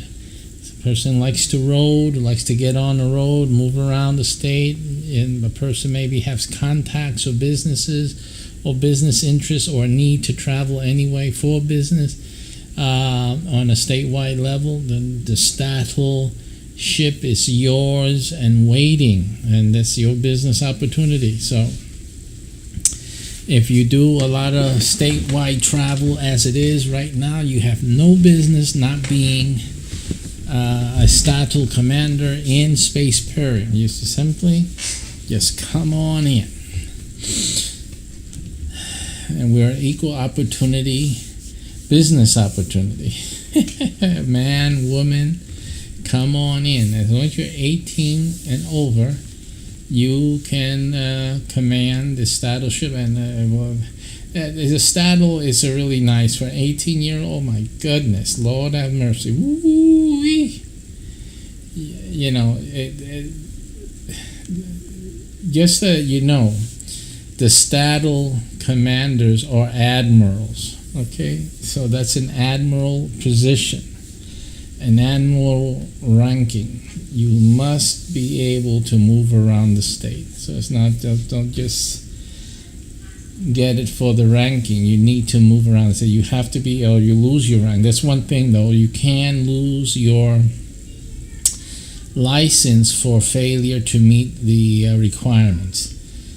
So even though you do buy into the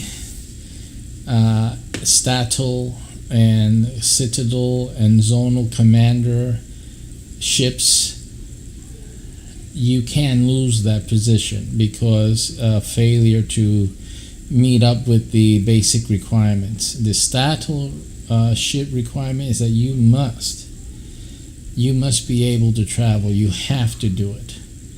There's no way you can do the statewide admiralty without being able to move around. You have to promote citadels, get those ships up and running, and also make sure help them with events and whatnot to get their zonal ship complement. And then when the military division comes into play, you have to help out with all of that too. So becoming an admiral is a lot of work, like it should be, like you should expect. Citadel commanders have to do the same. They are generals. You have to do the same within the city. You don't have to leave the city, but you need to, at least within city limits, promote the zonal ships and promote your own ship, obviously. But after that, promote the zonal ship creation and recruitment of crew members, which are players. And any and all interests related to SPACEPERIUM gameplay within your jurisdiction, and so that you'll have to do the city. I think most people can do city. The state is the one that you really need to pre-qualify yourself, and it's much better someone who is, let's say, a salesman who goes from city to city anyway. He spends every once in a while now in another city within your state. This is like a no-brainer for you. You really need just to do this. It allows you as a business that you can develop while you're doing your day-to-day, Monday through Friday. Simple as that. So it's really for someone who's moving around within a state often enough during month to month. The Stattal Admiralty is really your spot. The operation of the ships, in terms of what you're doing for gameplay, with the broadcasting, it's the same for all of them. For the admiral commanders, for the generals, and for the zonal commanders, it's all the same thing. When you're playing this game online, and for your crew, you're all doing the same work. It's the same thing. Where it differs is in the offline part and development of SPACEPERIUM within your jurisdiction. That's where it's different for all of you. And again, we're talking, there's a lot of things here involved. And the higher you go, to the Citadel from the zonal, and then from the Citadel to the Stattal, there's a lot of things going on. So you have to understand that. Understand the different parts and aspects of this game, which include the devices, the AI, and the other game genres that we implement related to the game. And all of that multiplies not only income, but also responsibilities and reasons for you having to move around within your jurisdiction. And like I said before, the Citadel is a little bit easier, especially in the metropolitan areas, but the Stattal is totally outrageous no matter which Stattal ship you're in, which state you're in, because you just have to get on the road, and you're going to have to attend events. You're going to have to encourage the growth of SPACEPERIUM within all the state, represent SPACEPERIUM within your state. It's a very more of an active and road trippy type of responsibility and requirement that you have to think about before doing that. It's also a higher monthly fee as well. So, like I said, it's the higher fees because you're making way more money than the Citadel generals are, and the Citadel is making more money than the zonal. I haven't laid out how much each one of those levels make at a basic rate, so I'm going to do that also, prepare that maybe for next week, so you guys can have a visual of potential income that you can generate from your respective tiers. But it really doesn't matter. I mean, you're making money, period. No other game anywhere is able to give you that. And number two,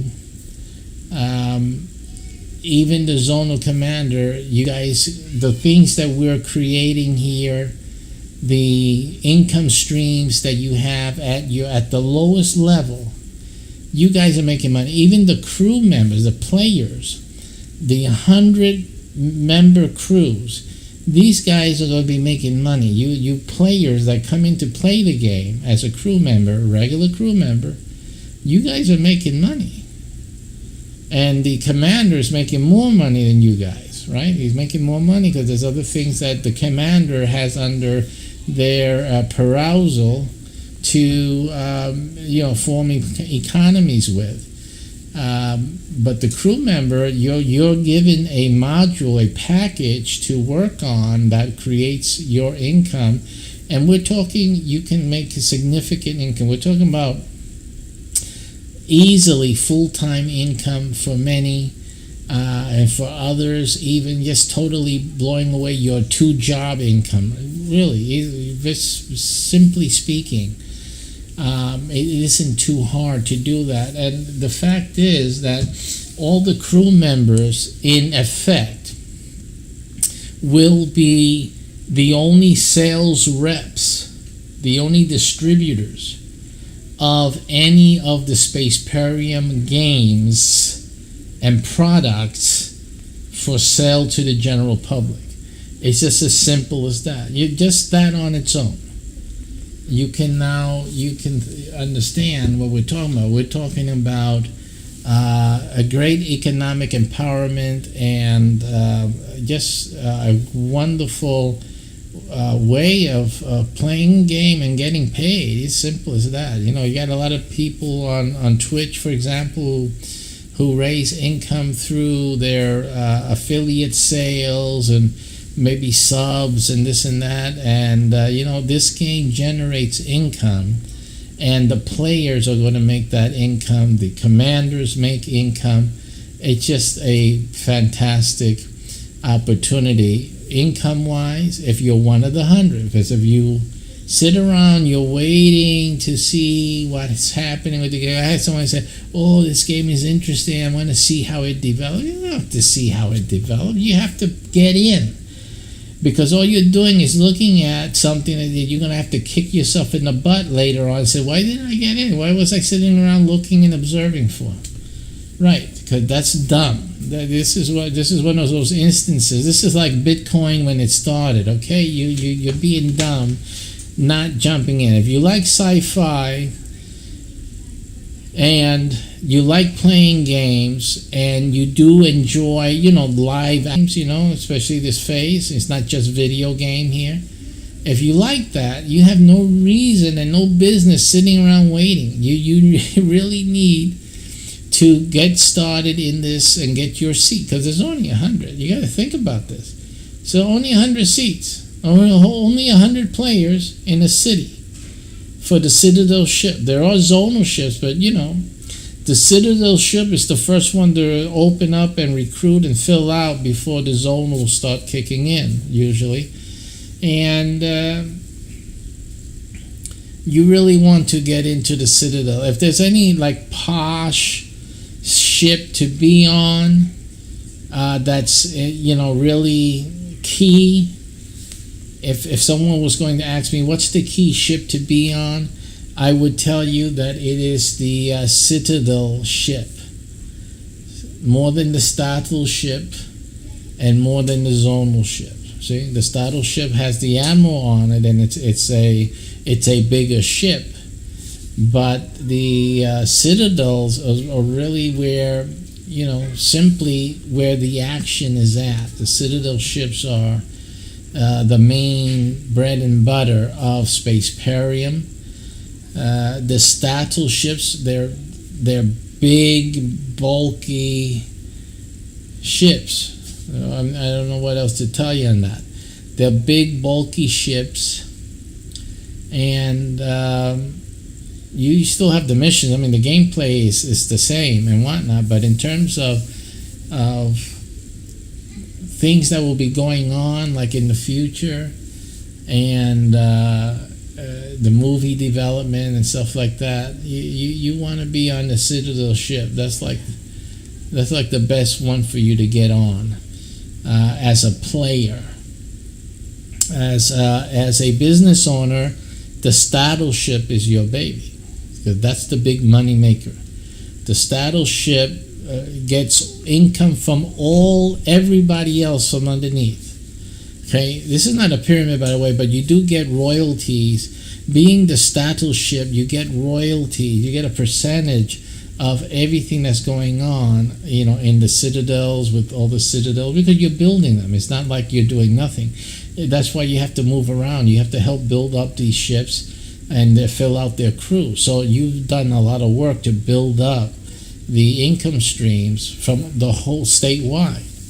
And then you have statewide events So you're raking in the dough. I mean, the statewide thing is like, financially, it's like, oh my goodness, this is the best thing that you can possibly do,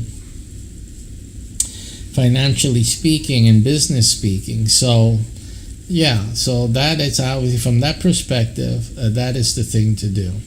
The stattle. And the stattle, there's also other benefits, there's business benefits that you can garner through your stattle admiralty.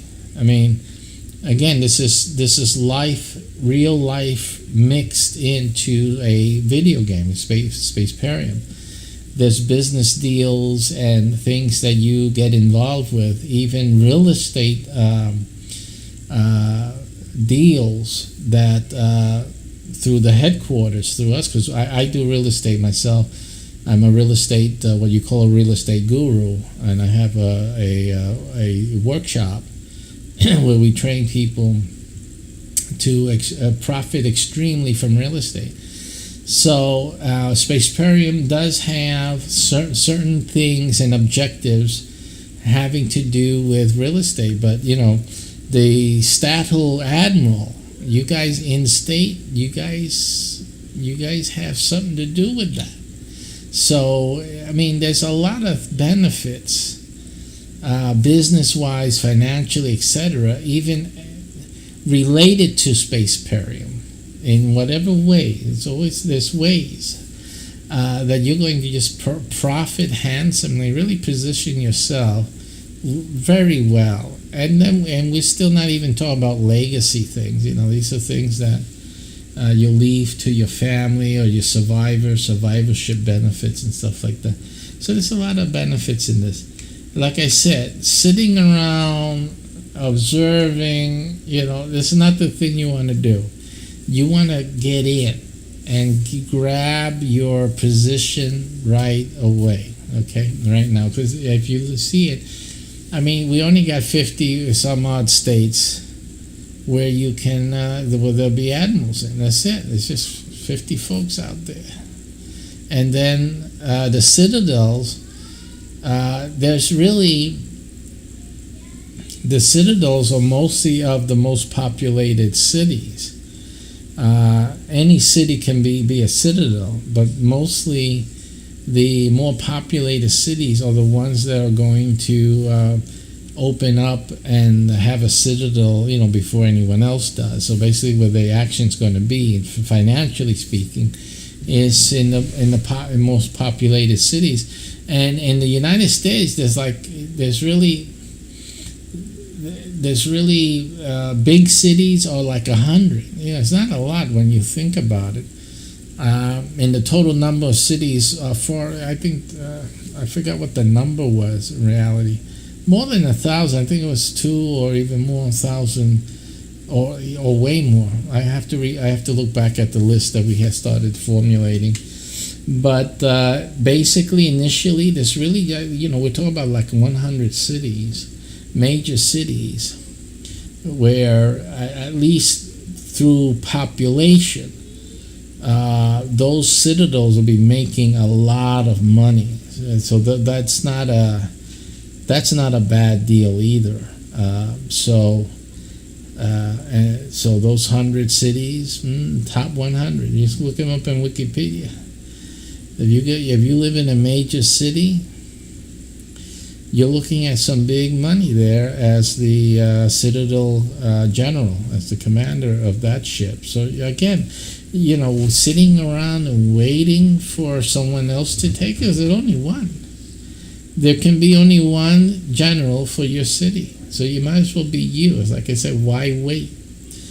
Another question comes up or concern is a lot of people, because there is a fee involved, there's a monthly subscription. And when some people look at the price, they may say, "Wow, that's a lot of money."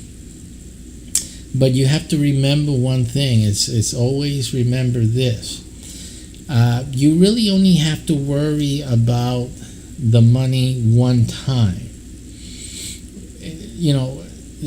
under the best conditions. And what do I mean by that? Because what you need to do is secure it, okay? Which means you need to get in, become a member, sign up for your city, and grab and hold on to that, because when you get confirmation that you are the Citadel's commander, and therefore you are getting the rank of general. Not that that matters anyway, but the thing is, you will have your license and you will form your business. The first order of business, the first thing I teach you is how to get your commanding staff together, because you're going to have a staff of your commanding staff. Okay, they may be players that will be part of your bridge crew and whatnot later on, but these are your partners in your business, because it is a business. These partners, they're going to make profits too. So there's no reason that you cannot ask them to suffer some of the costs. I mean, you split up between 4 or 5 staffers, even 10. You can have up to 10. And, and you can split up between those 10 the monthly payment. And anyone can do that. Anyone can do that. And there's enough monies to be made through your commanding officer business program to justify any one of your friends or partners that you bring into your business to pay for their 10% of it. If it's 10 of them, have them pay 10%, or I do what I do. I would have them pay half. Hey, listen, I'm not a dummy. You know what I'm saying? I have them pay half each one. So figure out that. So every month I'm making money just from my partners who are working with me. That's all. Because the bottom line, they can't get it anywhere else. You have it. So the only way they can get some of the action is paying you what you want. You have an asset. That's the way you got to look at it right away. You have an asset that at least 10 other folks want to get a piece of it. They want to be able to make profit through your license in the game. And we're talking about a lot of things that you guys will be doing and making money from. So there's a lot of room here for all your partners to make money. Okay? So that's the first. So the first thing I teach you is how to formulate your command staff. And the command staff, again, is a business staff. It doesn't need to be in the game. They don't have to be at the gameplay or anything like that. They can. If they want to play the game, that's fine. They can be one of your crew if they want to do that. They can make more money as a crew member too. That's all right. But the commanding staff doesn't need to be a player. These are extra game staffers that help you in achieving whatever you need achieved. And the same thing for the Statel Admiral as well. You may bring in some partners and split out the work that way, and split out your state and give certain cities to each of your partners, and that way you covered the whole state without having to go around like a chicken without a head. And make your work easier, number one. Number two, be able to pay the monthly fee in a breeze. And number three, even make a profit from doing that, from collecting their fees, and you profit from that. You're only paying X amount of dollars every month to SPACEPERIUM, and the rest is yours.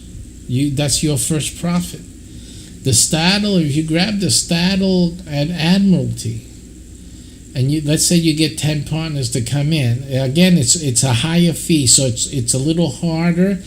Again, you need to attract higher quality partners. What do I mean by that? People who are going to benefit from statewide exposure and people who can travel.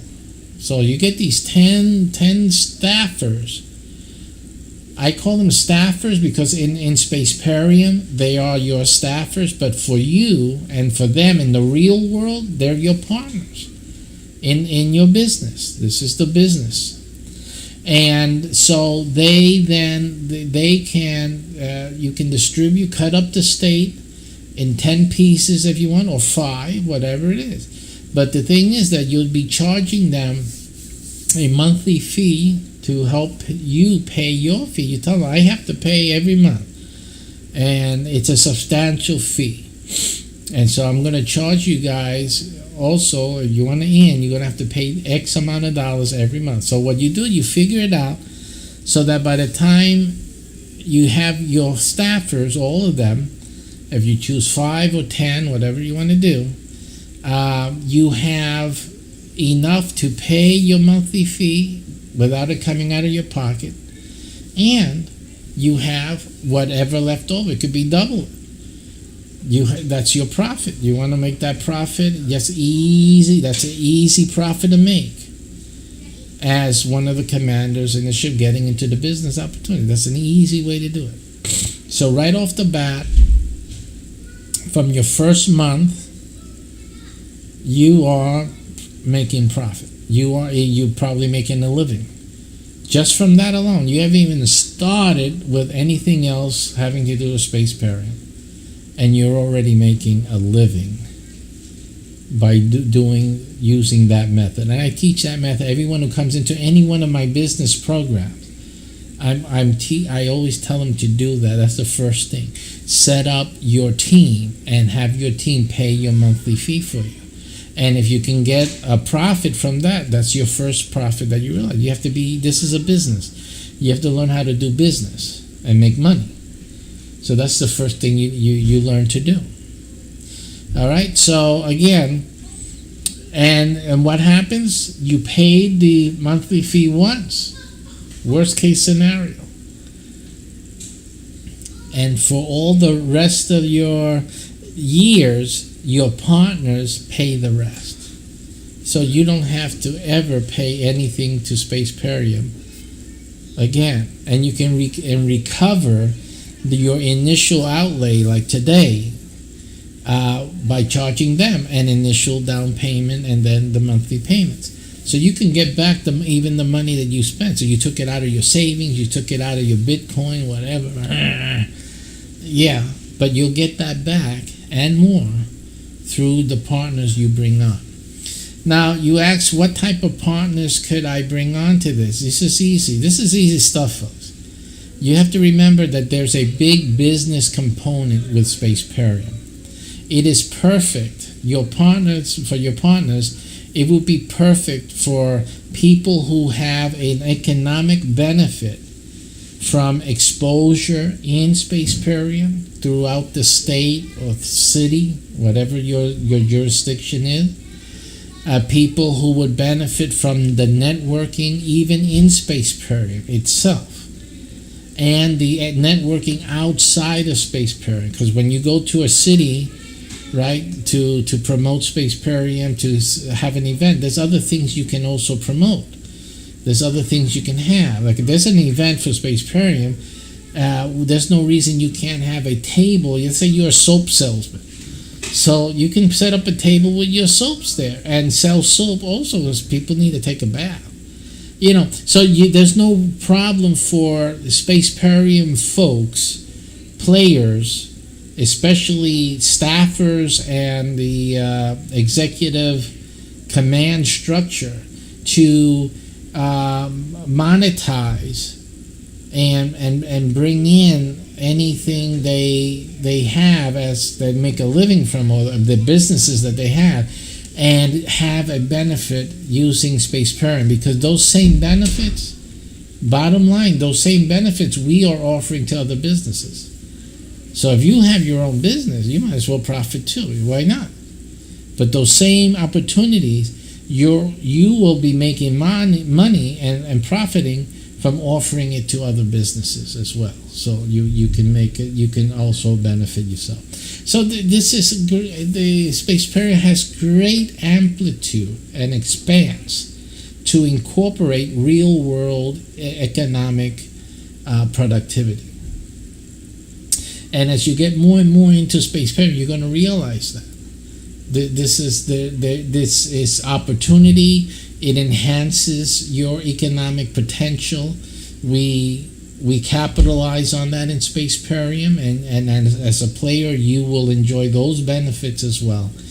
And the income streams really are created through this expansive real life incorporation with the game life of SPACEPERIUM.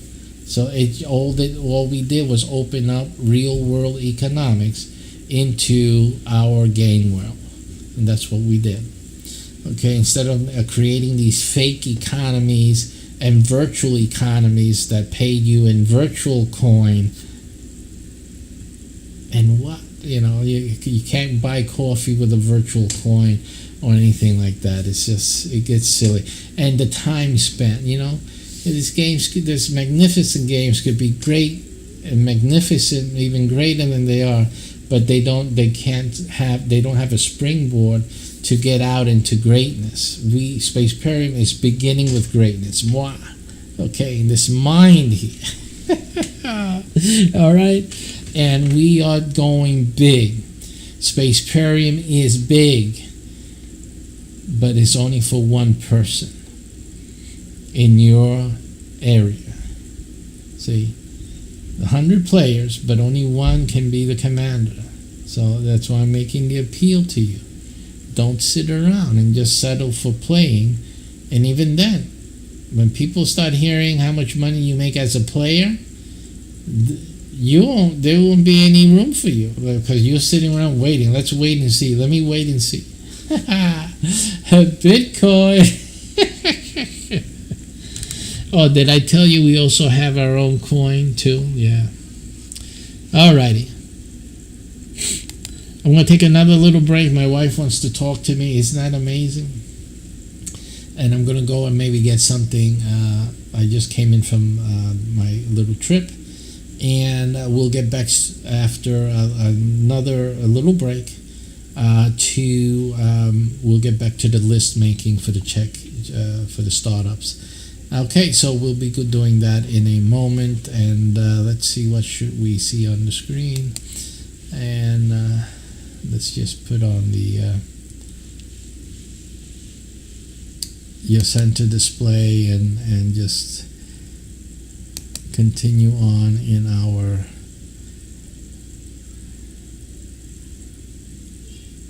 space flight.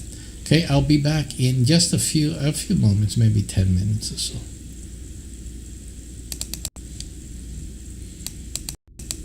Liftoff will start in T-minus 10 seconds. 10, 9, 8, 7, 6, 5, 4, 3, 2, 1.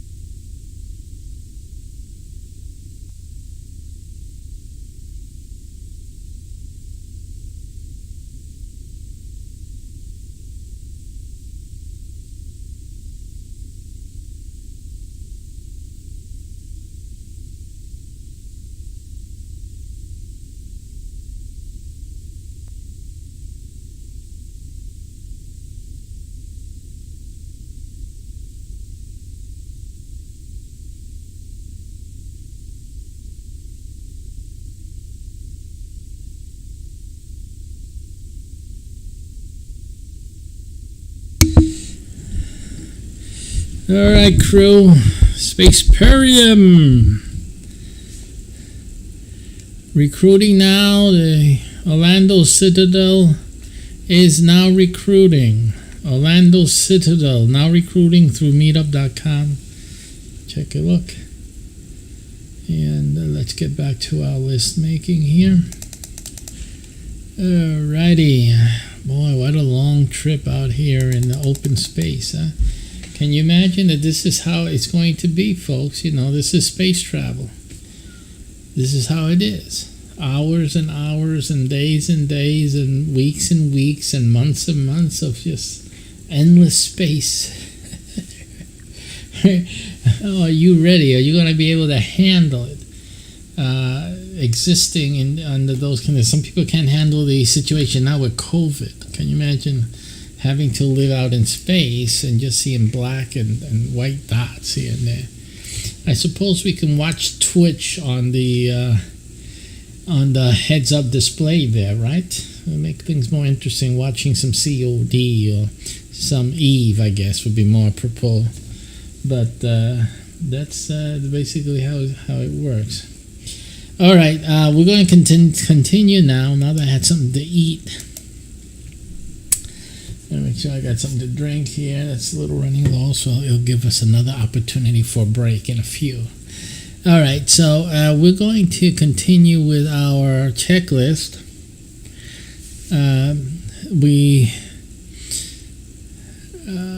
So far we have that full screen game master show presentation and open audience build up and shares and likes, and we were doing that before. We also at this time, during this time, the game master has to set up the present session, and again we talked a little bit about that. What is the setting up the present session? The present session, again, it's either the continuation, usually, or very often, I should say. It should be a continuation of the previous mission. So, or location-wise. And so, the game master, instead of looking for a random mission from or at least the location-wise, we're looking at also the game startup list, which shows the order of how to use the dice to decide what type of mission we're on and stuff like that. But as with always, all the things with SPACEPERIUM, the game master has a lot of amplitude in controlling. That's why these game masters are so important, because you actually control how the game progresses from day to day, okay? And you have to look at it like you're in space. Once you start having space missions and you leave Earth's orbit and you go someplace else, that's where you're at, And so, depending on the directives, in SPACEPERIUM, it depends, like, certain things are going to make a difference. Certain things make a difference in the matter. It's maybe all the missions you'll have to come back to Earth. And there may be a phase of that. Maybe we'll do that a lot in the beginning. Just because this is beneficial as the ships are starting up and as new things are developed in SPACEPERIUM, especially things available to the public. We want to have missions come back home and be around home, meaning Earth, as much as possible, to facilitate the promotion of those participatory elements of the game to the public, to the general public, and at least the content will be related to that, and we can bring things and have the ships coming in, and at least people can see something, and basically each of the game master instances online will be basically a promotional commercial for this new device or a new game that's based or related to SPACEPERIUM that's now available for the public to play, to download and play, or to purchase and play. So yeah, it possibly, since we're beginning to build up these Citadel ships, and then there'll be the zonal ships that come after, the Status ships are always waiting to be done. It behooves us to focus on location-based missions. So most of the gameplay, especially the first time, and at least the first few months at minimum, I think, most of the game missions and whatnot would be recommended to stay, at least commencing on Earth and finishing back home on Earth. So, and that way, promotion of the Earth geo-based promotions can be emphasized in our missions, and the game master would take the results of the die and interpret them or apply them in that sense, and not allow the dice just to go by the book and go by the numbers and then follow the codex, because the codex then will throw you out into the universe someplace. So we want the game master to be able to limit the scope of how he's going to apply the indication in the codex, and then simply change it to modify to the general directive for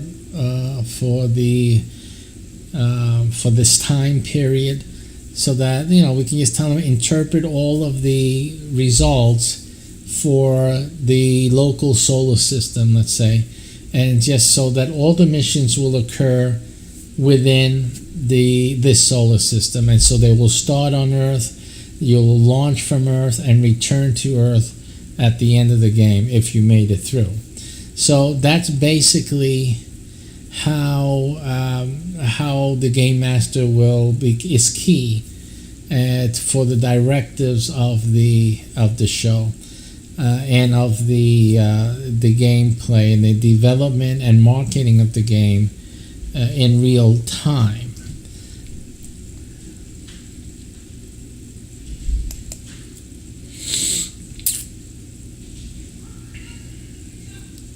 As I do these little segments, I'm actually recording these little segments of video for saving it for when we're doing archive video play. Replays, and also for training and marketing purposes. So that's also why I'm doing these.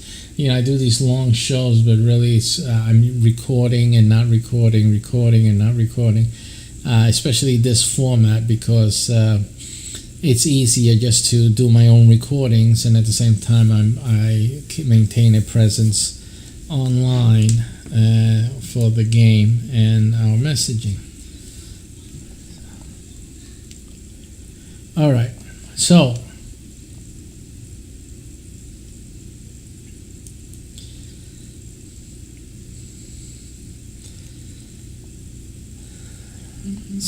according to this list now, the first roll of the dice occurs, and the first roll defines the rules for the game in terms of the dice. So the first roll of the die determines the dice themselves. In other words, how are we going to interpret the dice? Because the dice have a limit, right? They're limited to 6, the number 6 on each of the die. Oh my God, it's 666. The top possible number is 666, right?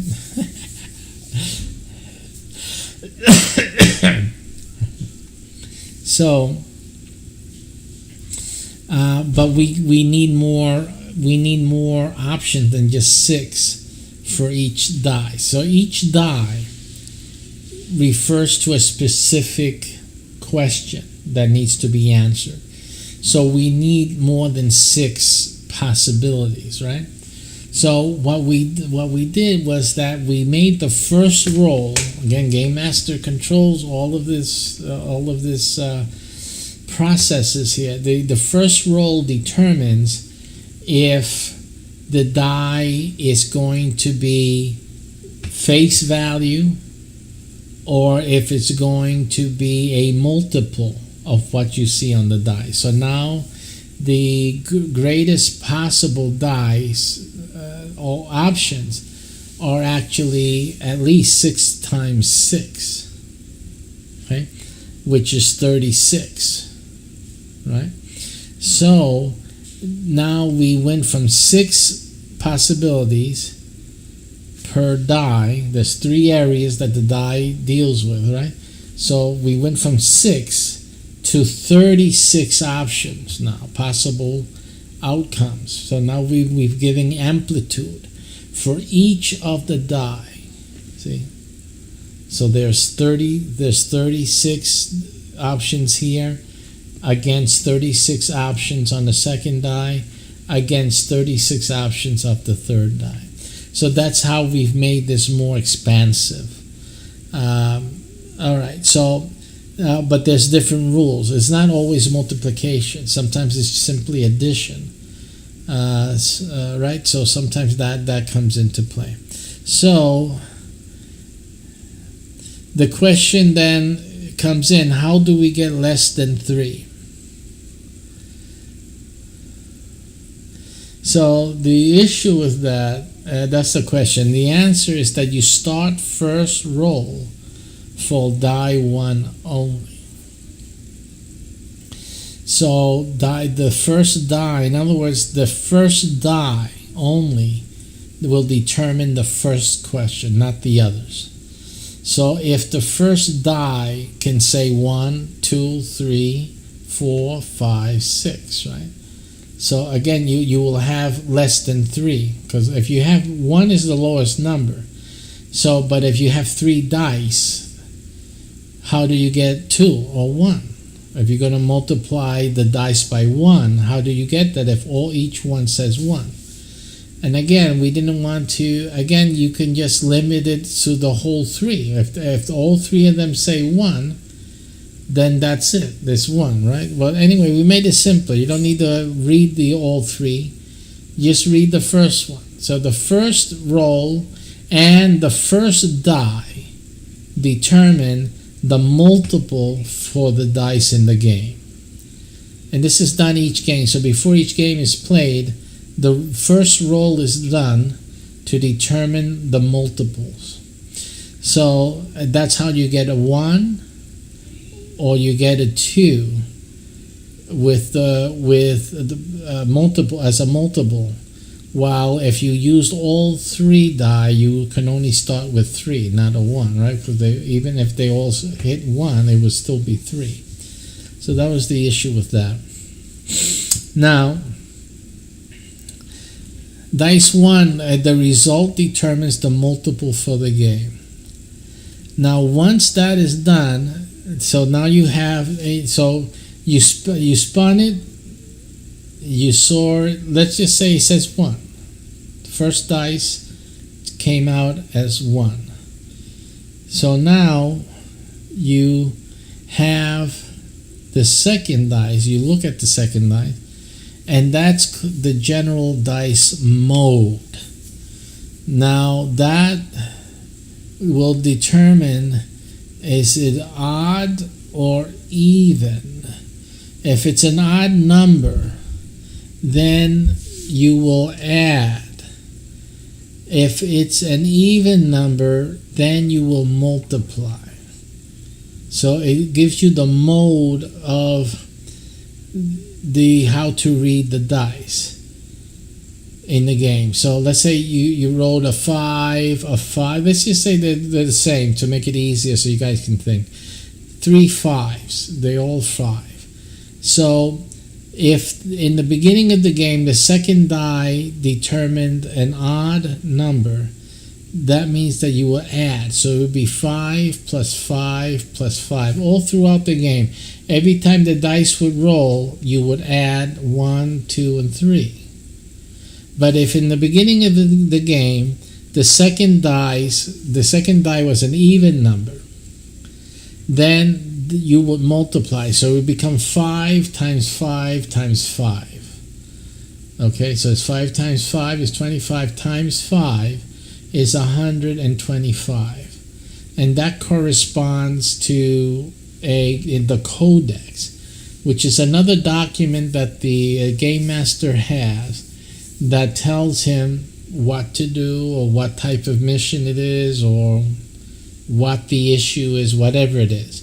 So again, what this does, it allows it sets the game master, gives him a structure upon which to conduct the game. Okay, and again, he has flexibility because again, he has to interpret it within the general directive for let's say this month for the missions. If the SPACEPERIUM has a directive, as I explained earlier, that everything had to be local and on Earth and return to Earth, then the game master would have to change the codex, the way the codex speaks about what to do, and make it fit. If it doesn't, make it fit into a mission that is earthbound or solar system bound, whatever the limits are according to the directive from SPACEPERIUM headquarters. Okay, so that's how we can have some type of cohesion, which would be essential for marketing perspective and strategies. So, and then we have, so that's what happens. Now, the third die is for future usage. So we've yet to determine the future usage of the third die, but we do have another option of the third die, which may be some more developments that we add on to the game later on. It's another opportunity to extend the game and the gameplay. So that is in reserve right now. One of the ideas is that the third die will attribute that person's a number, so that the third die represents a number, or it can be it could determine if we take the whole number or the multiple or the adding of the numbers, whatever it is. That third die could be a assignment of powers or abilities or some skill level improvement or something like that to a specific member, a crew member, or department. It could be department wide. There can be many permutations of this idea. But a possible future use would be to determine if there's a boost of one kind or another assigned to one individual or a group of individuals within the game play for that session. Okay, because again, this happens every time you start a game. So it could be something along those lines.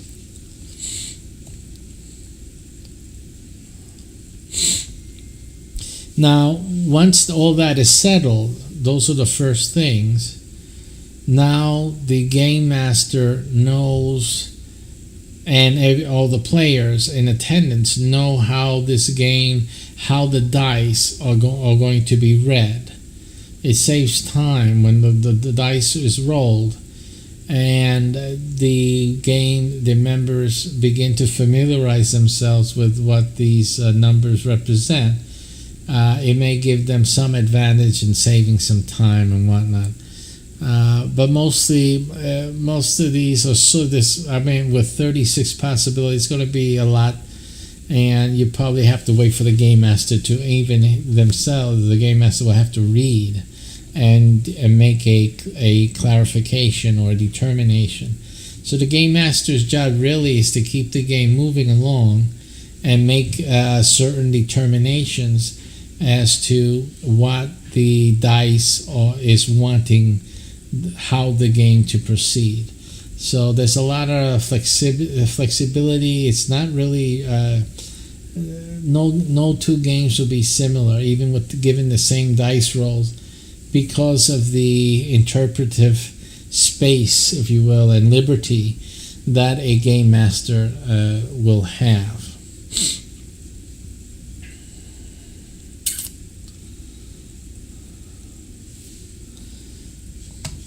So this section will be referring to game mission,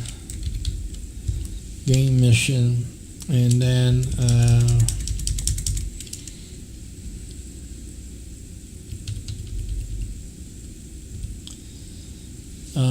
right. So they set up the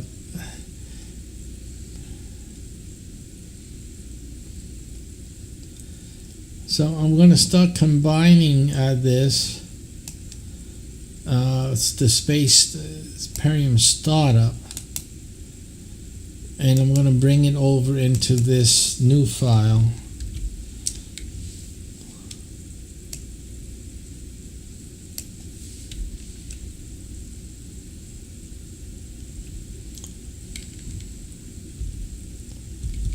And just indicate the roll of the dice here.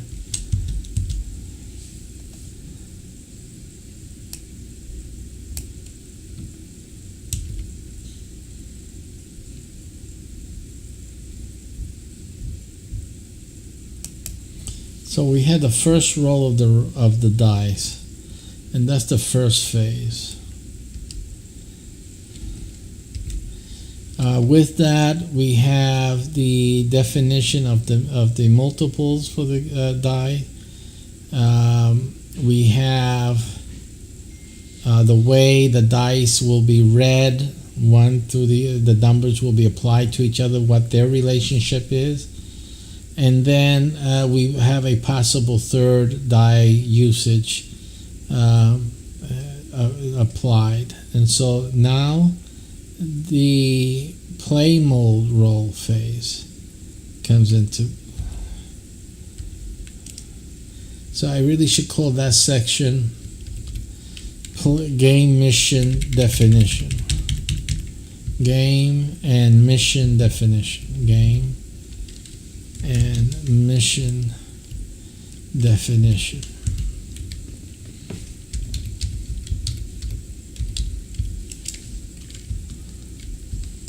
Then this next part is the play mode, gameplay, I should say gameplay, because then we begin. Gameplay, and so the gameplay definition, because we're still defining things.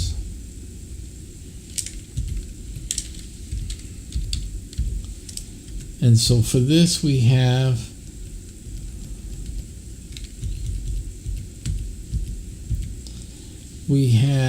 the play mode roll phase, and that determines the time and space, the first die. The second die determines the theme, and the third is a mission category. All of these things are described to the game master in the codex. I do have another file that has this written out.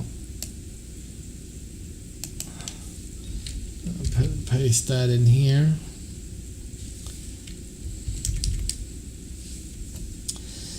And then the mission category is the dice roll reference missions catalog under category, and indicates the precise mission parameters.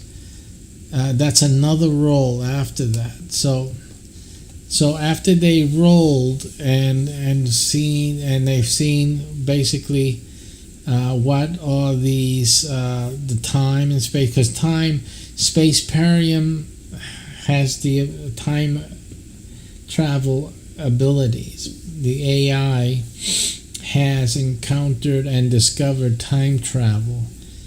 Part of the accident that occurred, which we'll talk about in a few moments when we talk about the SPACEPERIUM assets. Part of that accident resulted in the formation of assets, right? The accident involved time travel, or you call it travel for people, but actually there were lost assets that from the AI through the accident, and those lost items were transported through time, either because of the accident or by way of the accident as a data dump to safeguard it. In either case, the items went throughout history, throughout the Earth's history, and was embedded in day-to-day items and whatnot. Things were created to embed this data dump. And we'll be talking more about that later on. And so,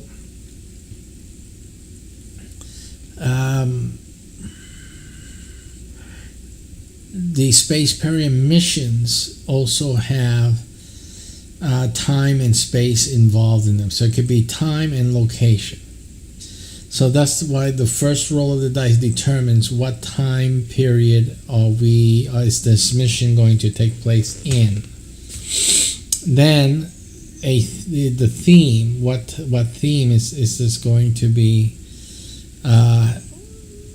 surrounding? These are general definition, the general. And then you have a mission category, which when we get to those things, we'll give you more details on that.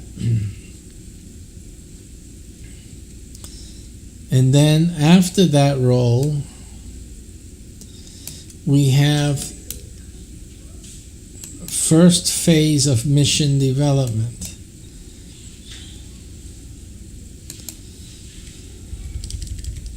So we got the gameplay definition, and now we have mission development. So you can see there's a process. There's a process involved here. And there is, according to this, there's 216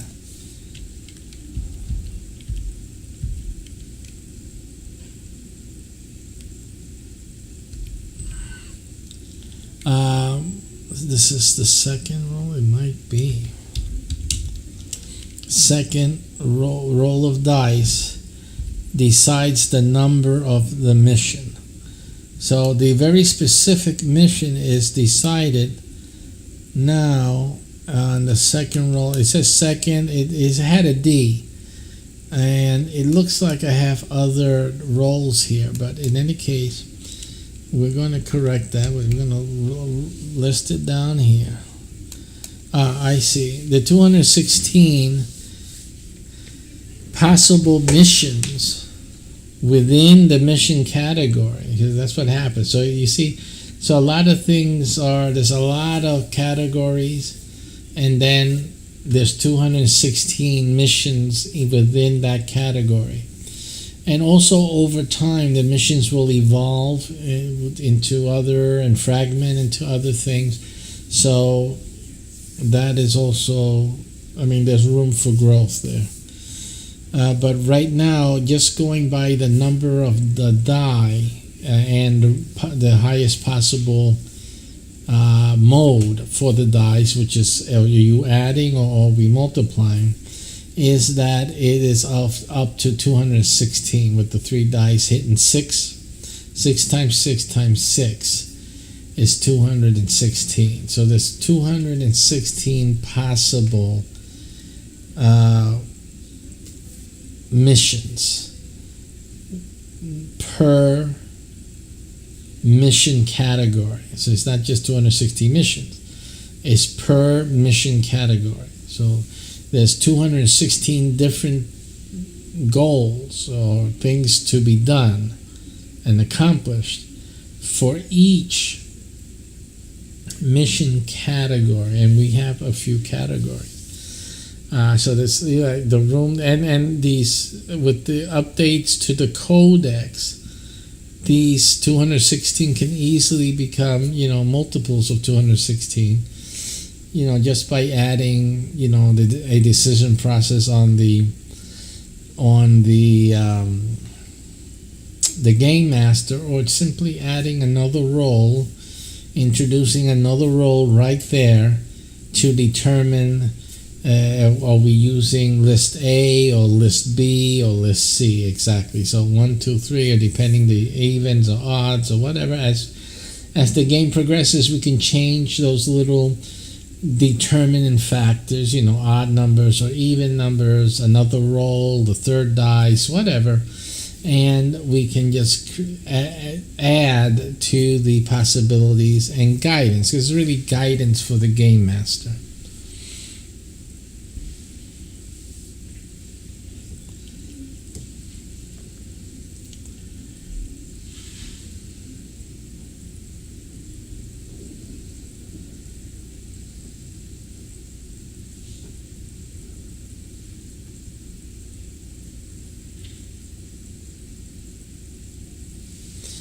Alrighty, so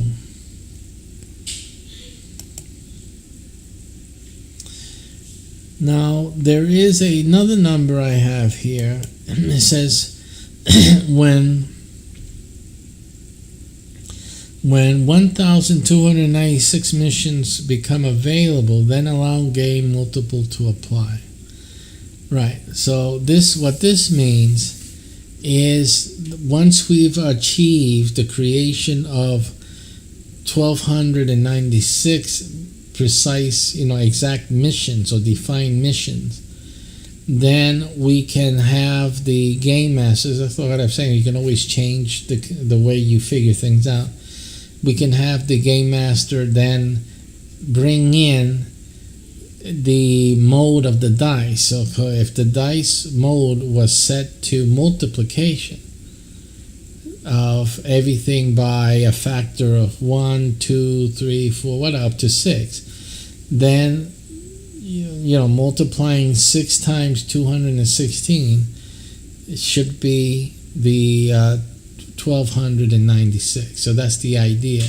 So now we can add different missions up to the number of 1,296 and be able to play those within each mission category. See, that's the issue, between each mission category, and be able to play them through and be able to play them by this determination. So that's how we make the 3 dice enable the game master, and really later on in the video game, the randomizer, to actually determine and play these different scenarios. Because in any video game, you're going to have a randomizer. There's always random numbers being generated, and that gives the game a sense of randomness. So here we are using it to help the game master have that randomness and have it yet controlled, though, and only have it when it's needed or when things are available for it. As the game rolls out, more and more game modes and missions will be defined, and because many of the missions need resources and other things that have to be added and updated in the game master's user interface. So again, everything has to be made available, even on the AI database information, some preliminary instructions and things like that. So missions have to be readied, at least in that sense. Until then, new game missions by invitation or codex or future triplet double pairings. Yeah, so that's how we extend it between now and then, is by invitation. We can invite a certain ship or a couple of ships to try out a new scenario for a mission and just to give it a try, a run. And that codex, that's instructions for that mission can be sent almost like a secret mission to the ship itself, to the game master, the admiral, the general, or the commander of the ship. And then, then they present it. We've been given a special instructions by the high command. It's a secret mission. And these are the details of it. And we're going out there and do that tonight. And so then the game master will go into depending if it's out in space, wherever it is, he'll have to then ready the ship for that type of a mission and then get started traveling to that location or time, and then proceed the game. The game will be proceeded normally from that point on within the scenario that was sent by headquarters.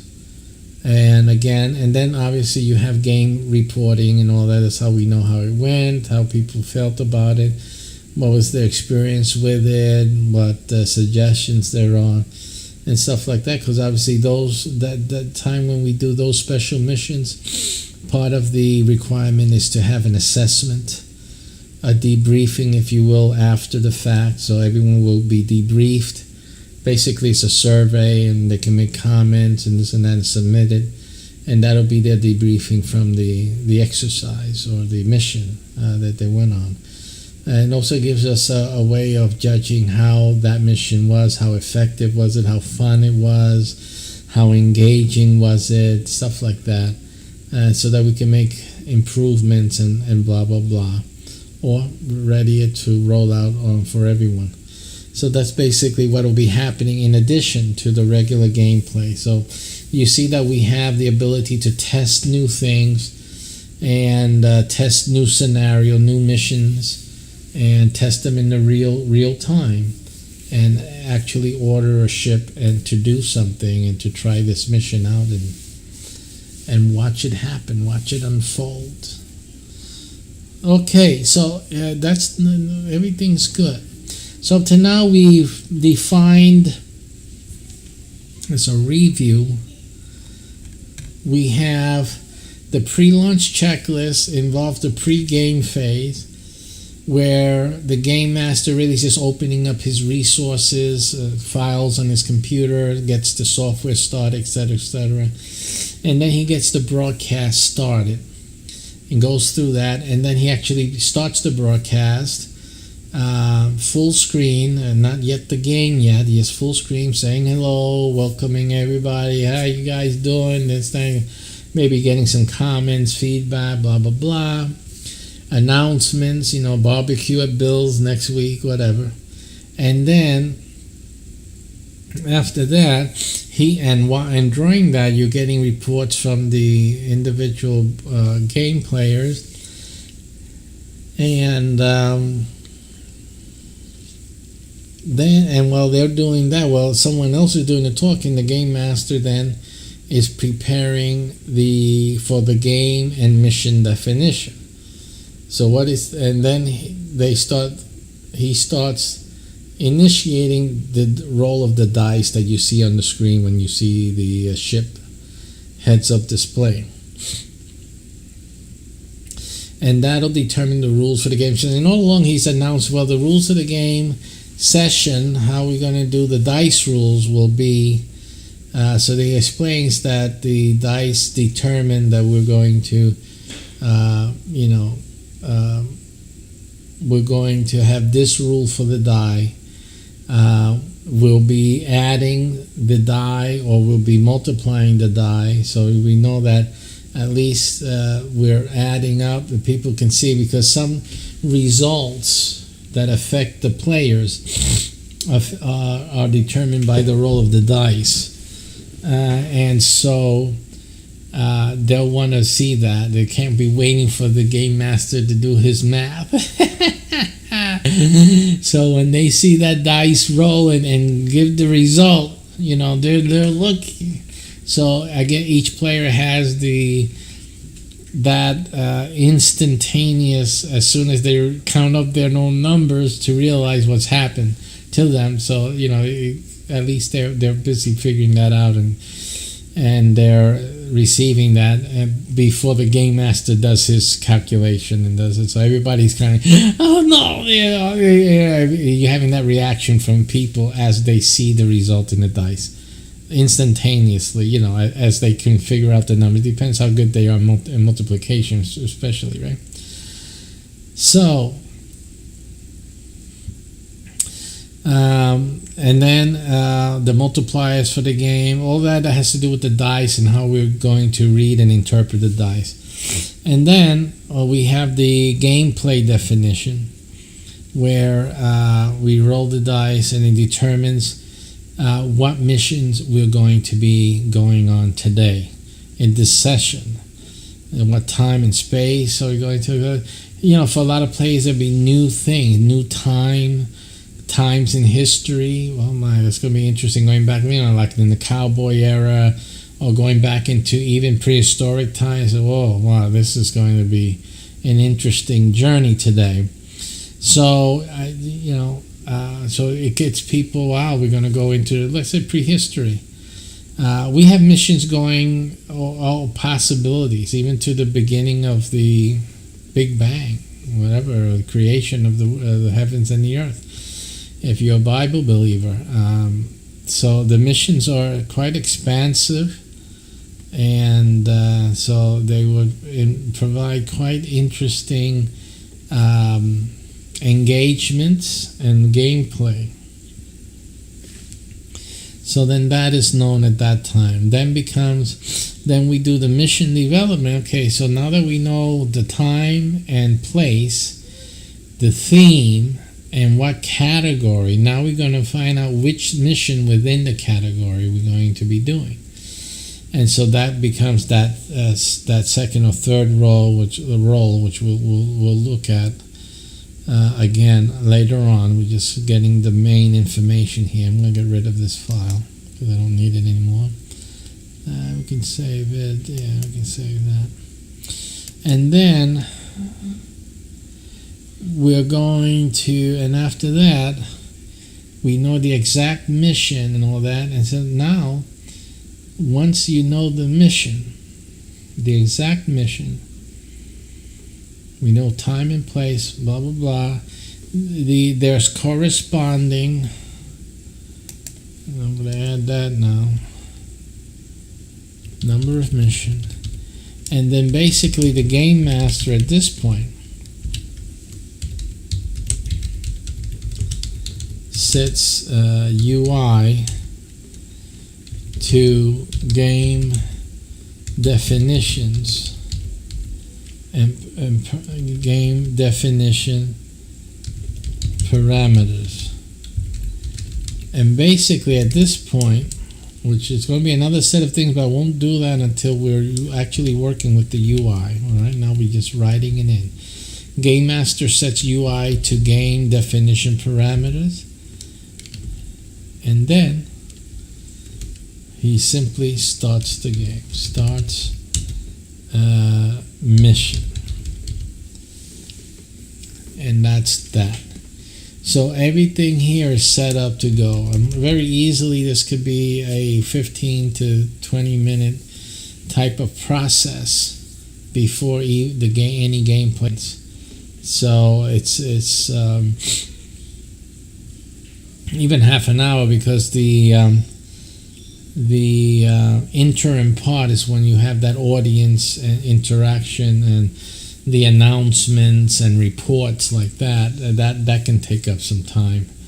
And I presume in some busier missions and the crews with more cognitive abilities, than your normal fare, it could take easily an hour. People can be discussing mission things and discussing back and forth or giving some opinions and making some adjustments to the reports and things like that. So so that can easily happen. It depends really on the game master and his crew, because if you have a game master and crew that are a little bit more brainy, than maybe the rest of us, and I say that to be polite, they'll enjoy that part of the game as well. It's a part of a game. There's people who like to sit around and talk about the mission and things that they felt about, and they want to just express because they're living the moment. You see, the whole point of SPACEPERIUM is immersion in the experience. It's the creating of that reality, in your time, in your life. So it's something that we talk to the game masters in particular, that one of their main functions is really to bring the game to life and let people enjoy the living and experiencing the game. So that's something like, you need to help develop while, in times like this, during the gameplay, but also this part where people are reviewing and talking, and, they're expressing themselves and, being professionals, because at the bottom line, we are SPACEPERIUM professionals. And we're dealing with science, with space travel, issues, medical science as well, a lot of things. And some players have expertise. Some players are medical doctors. Some players will be, scientists. Some players are technically expert, and experienced. And so you want to encourage the, sharing of the way they understand something, see it, view it, their opinion on certain things that someone else said or reported on, and blah, blah, blah. So that's as much as part of a game, that analysis and decision-making, opining, than anything else. I'm going to take a little break so I can blow my nose and whatever else has to come out, and I'll be back in a few moments. Here's the intermission card for y'all.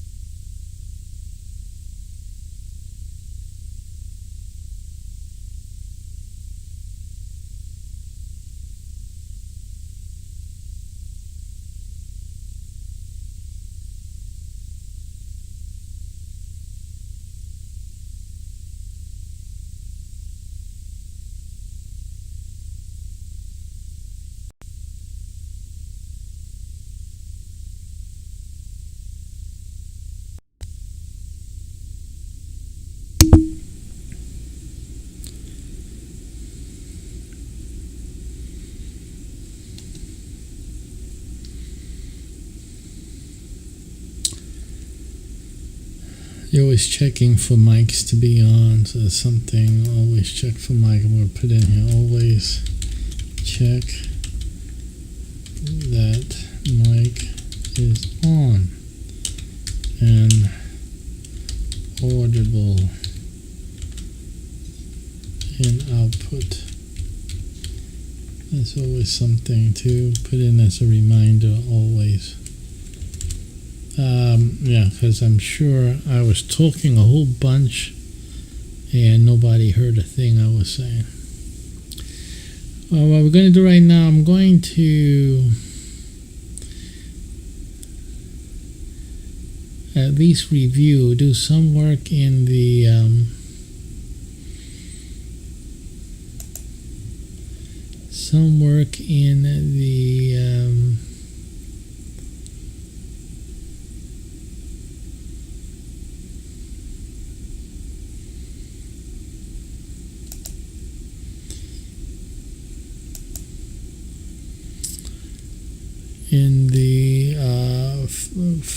file relative to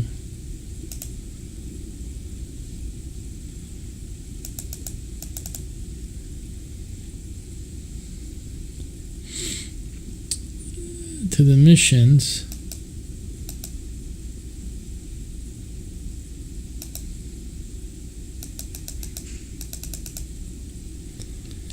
Alrighty, and I'm gonna look for that. It should be over here. Oh, that's that. I don't want that. I want something else.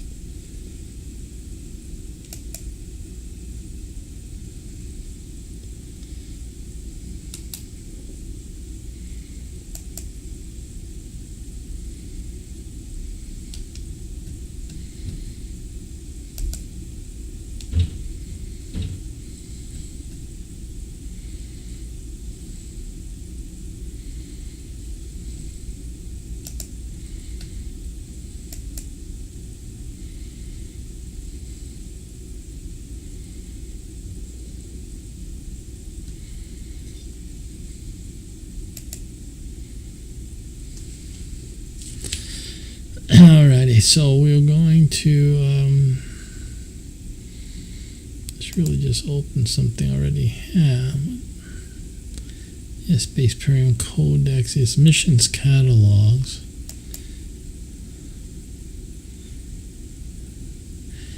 This is the SPACEPERIUM Codex, but I also want the missions catalogs.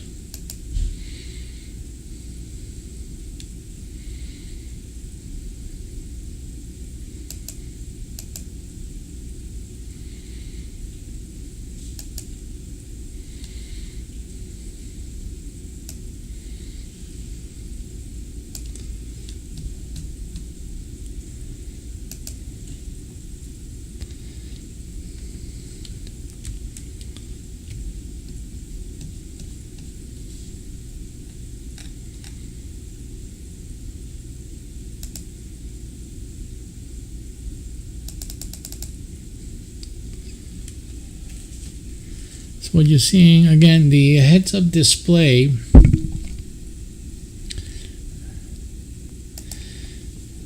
the heads-up display can be used, it's like a computer screen. It is actually what it is, not because of that's the way we're playing this game, but because there are no windows in space, and the ships, the ships use a computer-generated display of the outside world. And this development of SPACEPERIUM, at least in the Imperium, we have still yet, the ship is a technological marvel, but there's still a lot of, I won't say they're bugs, it's just that the technology is still advancing. The AI is still developing. It is self-evolving, in fact. And simply the energy and power required to keep this display showing actual moment-by-moment outside environment realities is not a priority. when there's so much other things that the AI, particularly computer, has to worry about. So it is a secondary function, even a tertiary function. So the computer will opt to give a static image, or it goes to the what do you call it, the computer working image that you see often here. Let me just play that for you so you can see what I'm talking about. It will default you to what I call the HUD loop, which is this one. Let me just play that for you here. And so that you can see that whenever the computer has to do other business and it cannot give an actual update second by second of what's going on outside, the monitors already, it's like it has its own program that it will just default to this. If the signal drops from the computer, the monitor itself will start to show this monitoring screen, and that's a default screen for this monitor. You can call it a wallpaper. It's supposed to be a ship system monitoring monitor, and it's like a default. So even if the ship is damaged, it went through hell, if power is feeding into the monitor at all, this is probably what you're going to see, if nothing else. Now, we don't need to see what's happening outside to fly this thing. So again, we don't need the view. This view is simply for the benefit of viewers, and for, how boring would Star Trek be, really, for most people, if there was nothing to see, in the screen, people were just flying around looking at their little flashy lights on the dashboard and nothing more. So that's the same reason we have this heads-up display. Again, when you're flying through space, it's mostly an instrumental flight. You don't need to be looking. There ain't nothing to be looking at. You won't be able to figure this thing out by looking outside the window. But it's appealing, and it's for the gameplay and for the audience's benefit, so they can see. But in terms of the crew members here, let's say in real life, they wouldn't be looking at this monitor. They're flying by instrumentation. They're professional and expert in seeing in their mind through what they see on their monitors, data, numbers, indicators. So they are trained to deal with numbers and indicators, almost like you watching a video or watching it in real life on the screen, how you would react. So they're very highly skilled. It's highly skilled and trained. So they're flying. If they're engaged in a battle and whatnot, it's all done with what they see as data and as inferences and guides that the artificial intelligence is providing. So this is where all the power of the computer, of the onboard computer, is at, more than what you see up on the screen. So for that reason, in conditions that are, I guess, stressful or heavy CPU usage, where the AI is very busy doing a lot of things at the same time, this default will show. The AI will not bother trying to give you a show up here, because no one really needs it. No one needs it to look at. The AI definitely doesn't need it. So that's why when we have the launch sequence, if you see it, the launch sequence is not perfect. It's not a perfect view second by second. You see that it lags. It has a lot of readjusting that it does. And what that means is that the ship is flying. The ship is moving. But the display isn't a second by second update of every second of movement. It can't keep up, and the computer's not worried about keeping that up.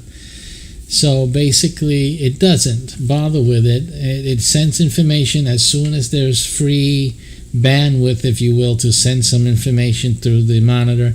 And that's when you see the monitor readjust itself and come back into focus. And you notice that, well, something's changed since the last update, right? Because that's what happens. You get a new update, and then now we're higher, we change, we turned, or something like that.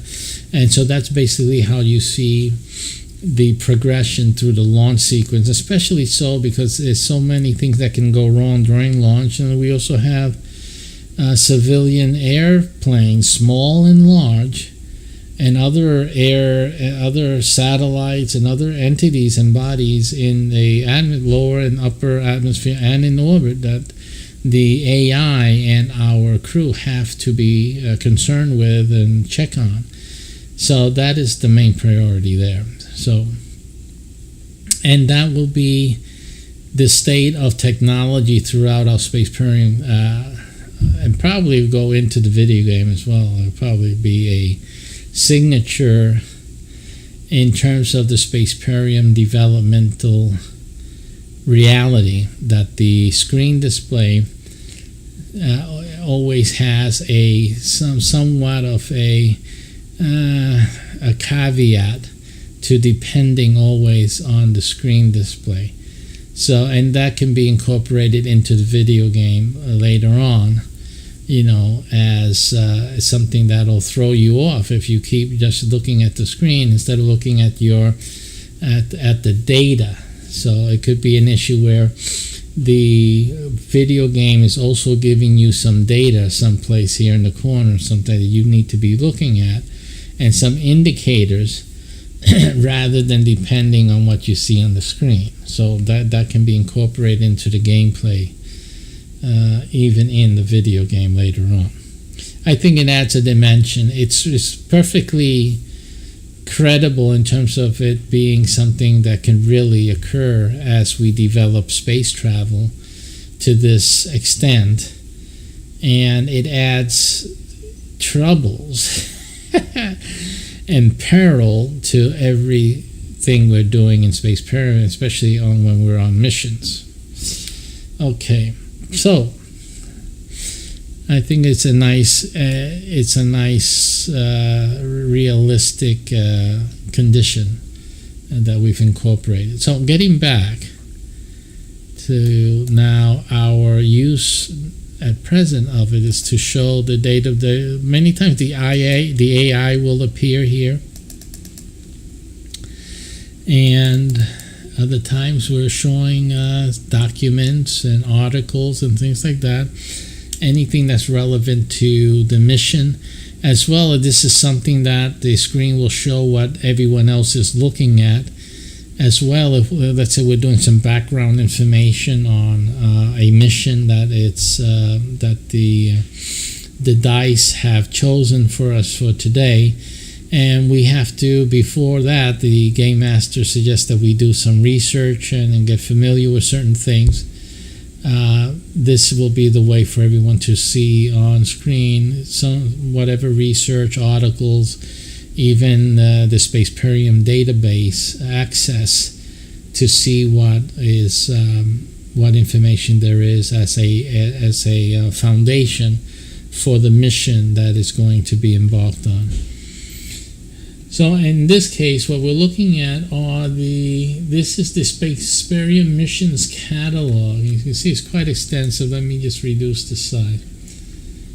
Let me look at the number here. What we're looking at here, well, up to now we're trying to bring it to a 234 right now.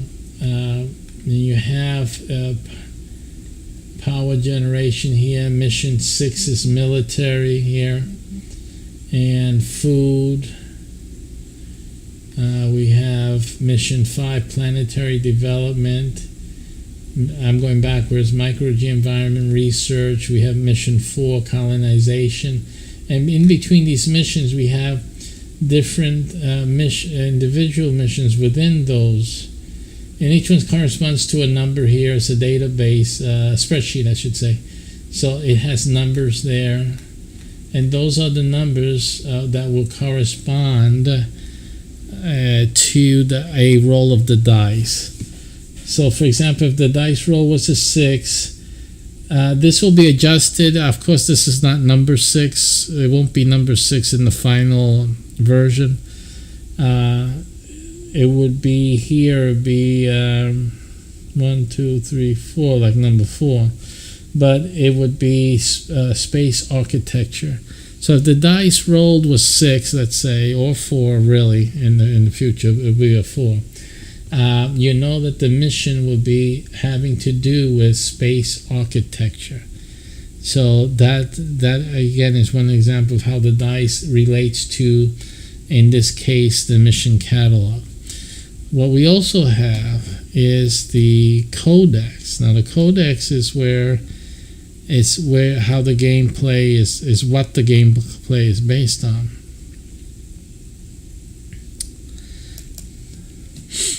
And that you will see here in a second as I bring it in. And here you see it says here mission type, and it's divided into basic 3 sections, and each one refers to the die. First die is first column, second die is the second column, the third die is the final column here. And the name of each of these columns, or at least what they apply to, is application status for the first die. What application or what status? The second die refers to subsystem or action. And then the third die is a result or action. It can be a result or an action. Again, the game master determines what it is, depending on the other dice and what factors they have to do with the mission itself. And of course, you think about the game master has to be a genius. Well, he gets training. He or she gets training to know what factors are involved in most of these missions anyway.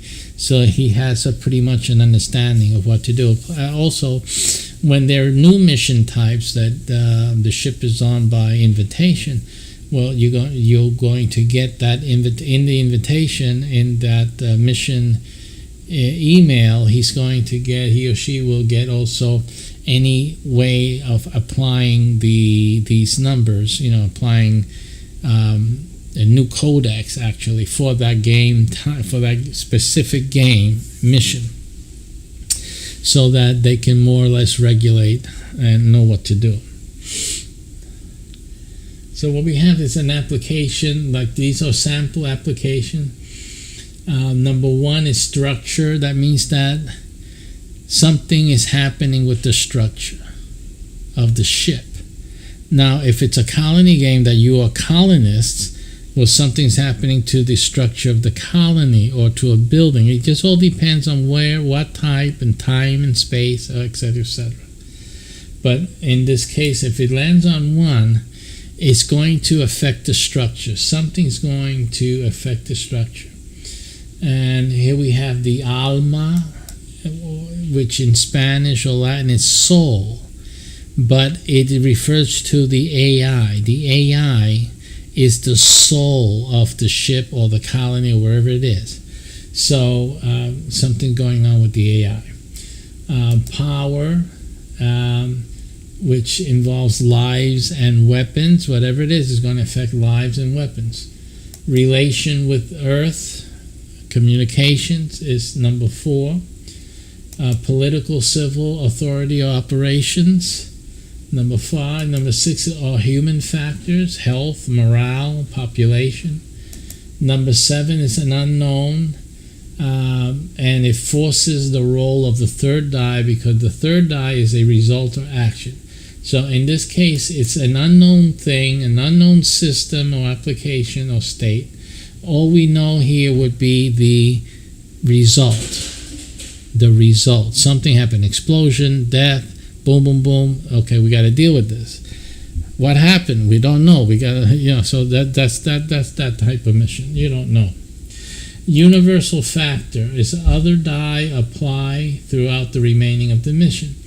So if when the die selects the 8th, it forces another die, and no, it doesn't force another roll of the die, but what it does is that whatever the other dies say, especially the second one, which is a subsystem factor, that remains steady throughout the whole mission.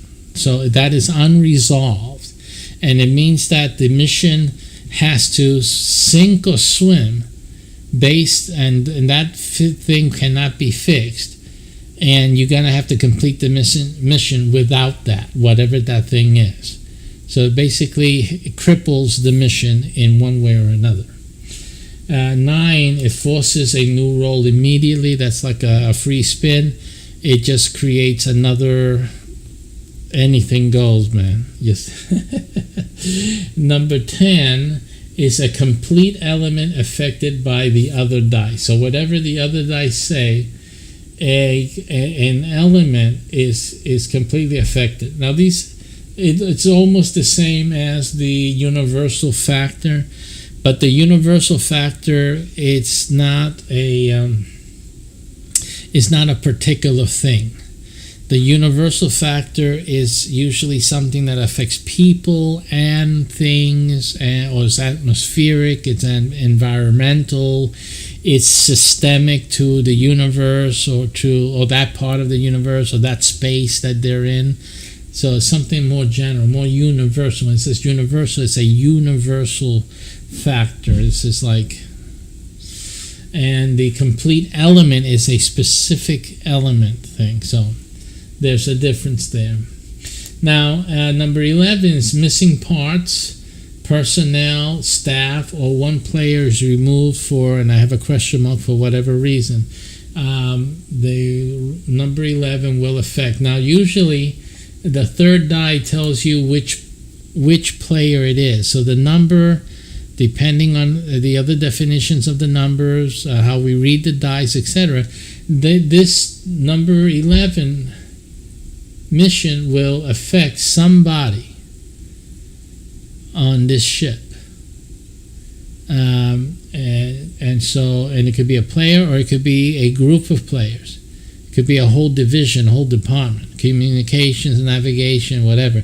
So something's going to happen to a group of folks here, or to one main person, one of the big players. Yeah, and when I say that, it could be the game master himself as commander. So even though anything happens to the commander in game, it doesn't affect the game master as game master, but it does affect the commander as the commander. So his role, because he's a player, he's also playing as commander. So his character, his player suffers.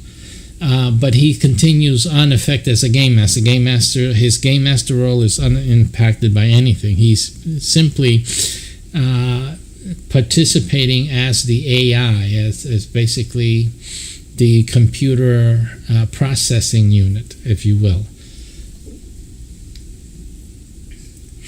And then the number 12 is a government or leader is affected by the other dice. So whatever is happening, that creates a scenario where something's happening with the government or the leader. Now, it's the government, it's local. Local in relation to the mission. So let's say you get sent to Mars. The Mars has a government in SPACEPERIUM. So this dice will indicate that something's going on with the government in Mars, of Mars. Okay. If the ship is not in any particular, the mission definition hasn't placed it in any jurisdiction, it's just outer space, then the government or leader could be the commander of the ship or the leadership of SPACEPERIUM. for that mission. And it depends on the type of mission where the game master lays that effect on.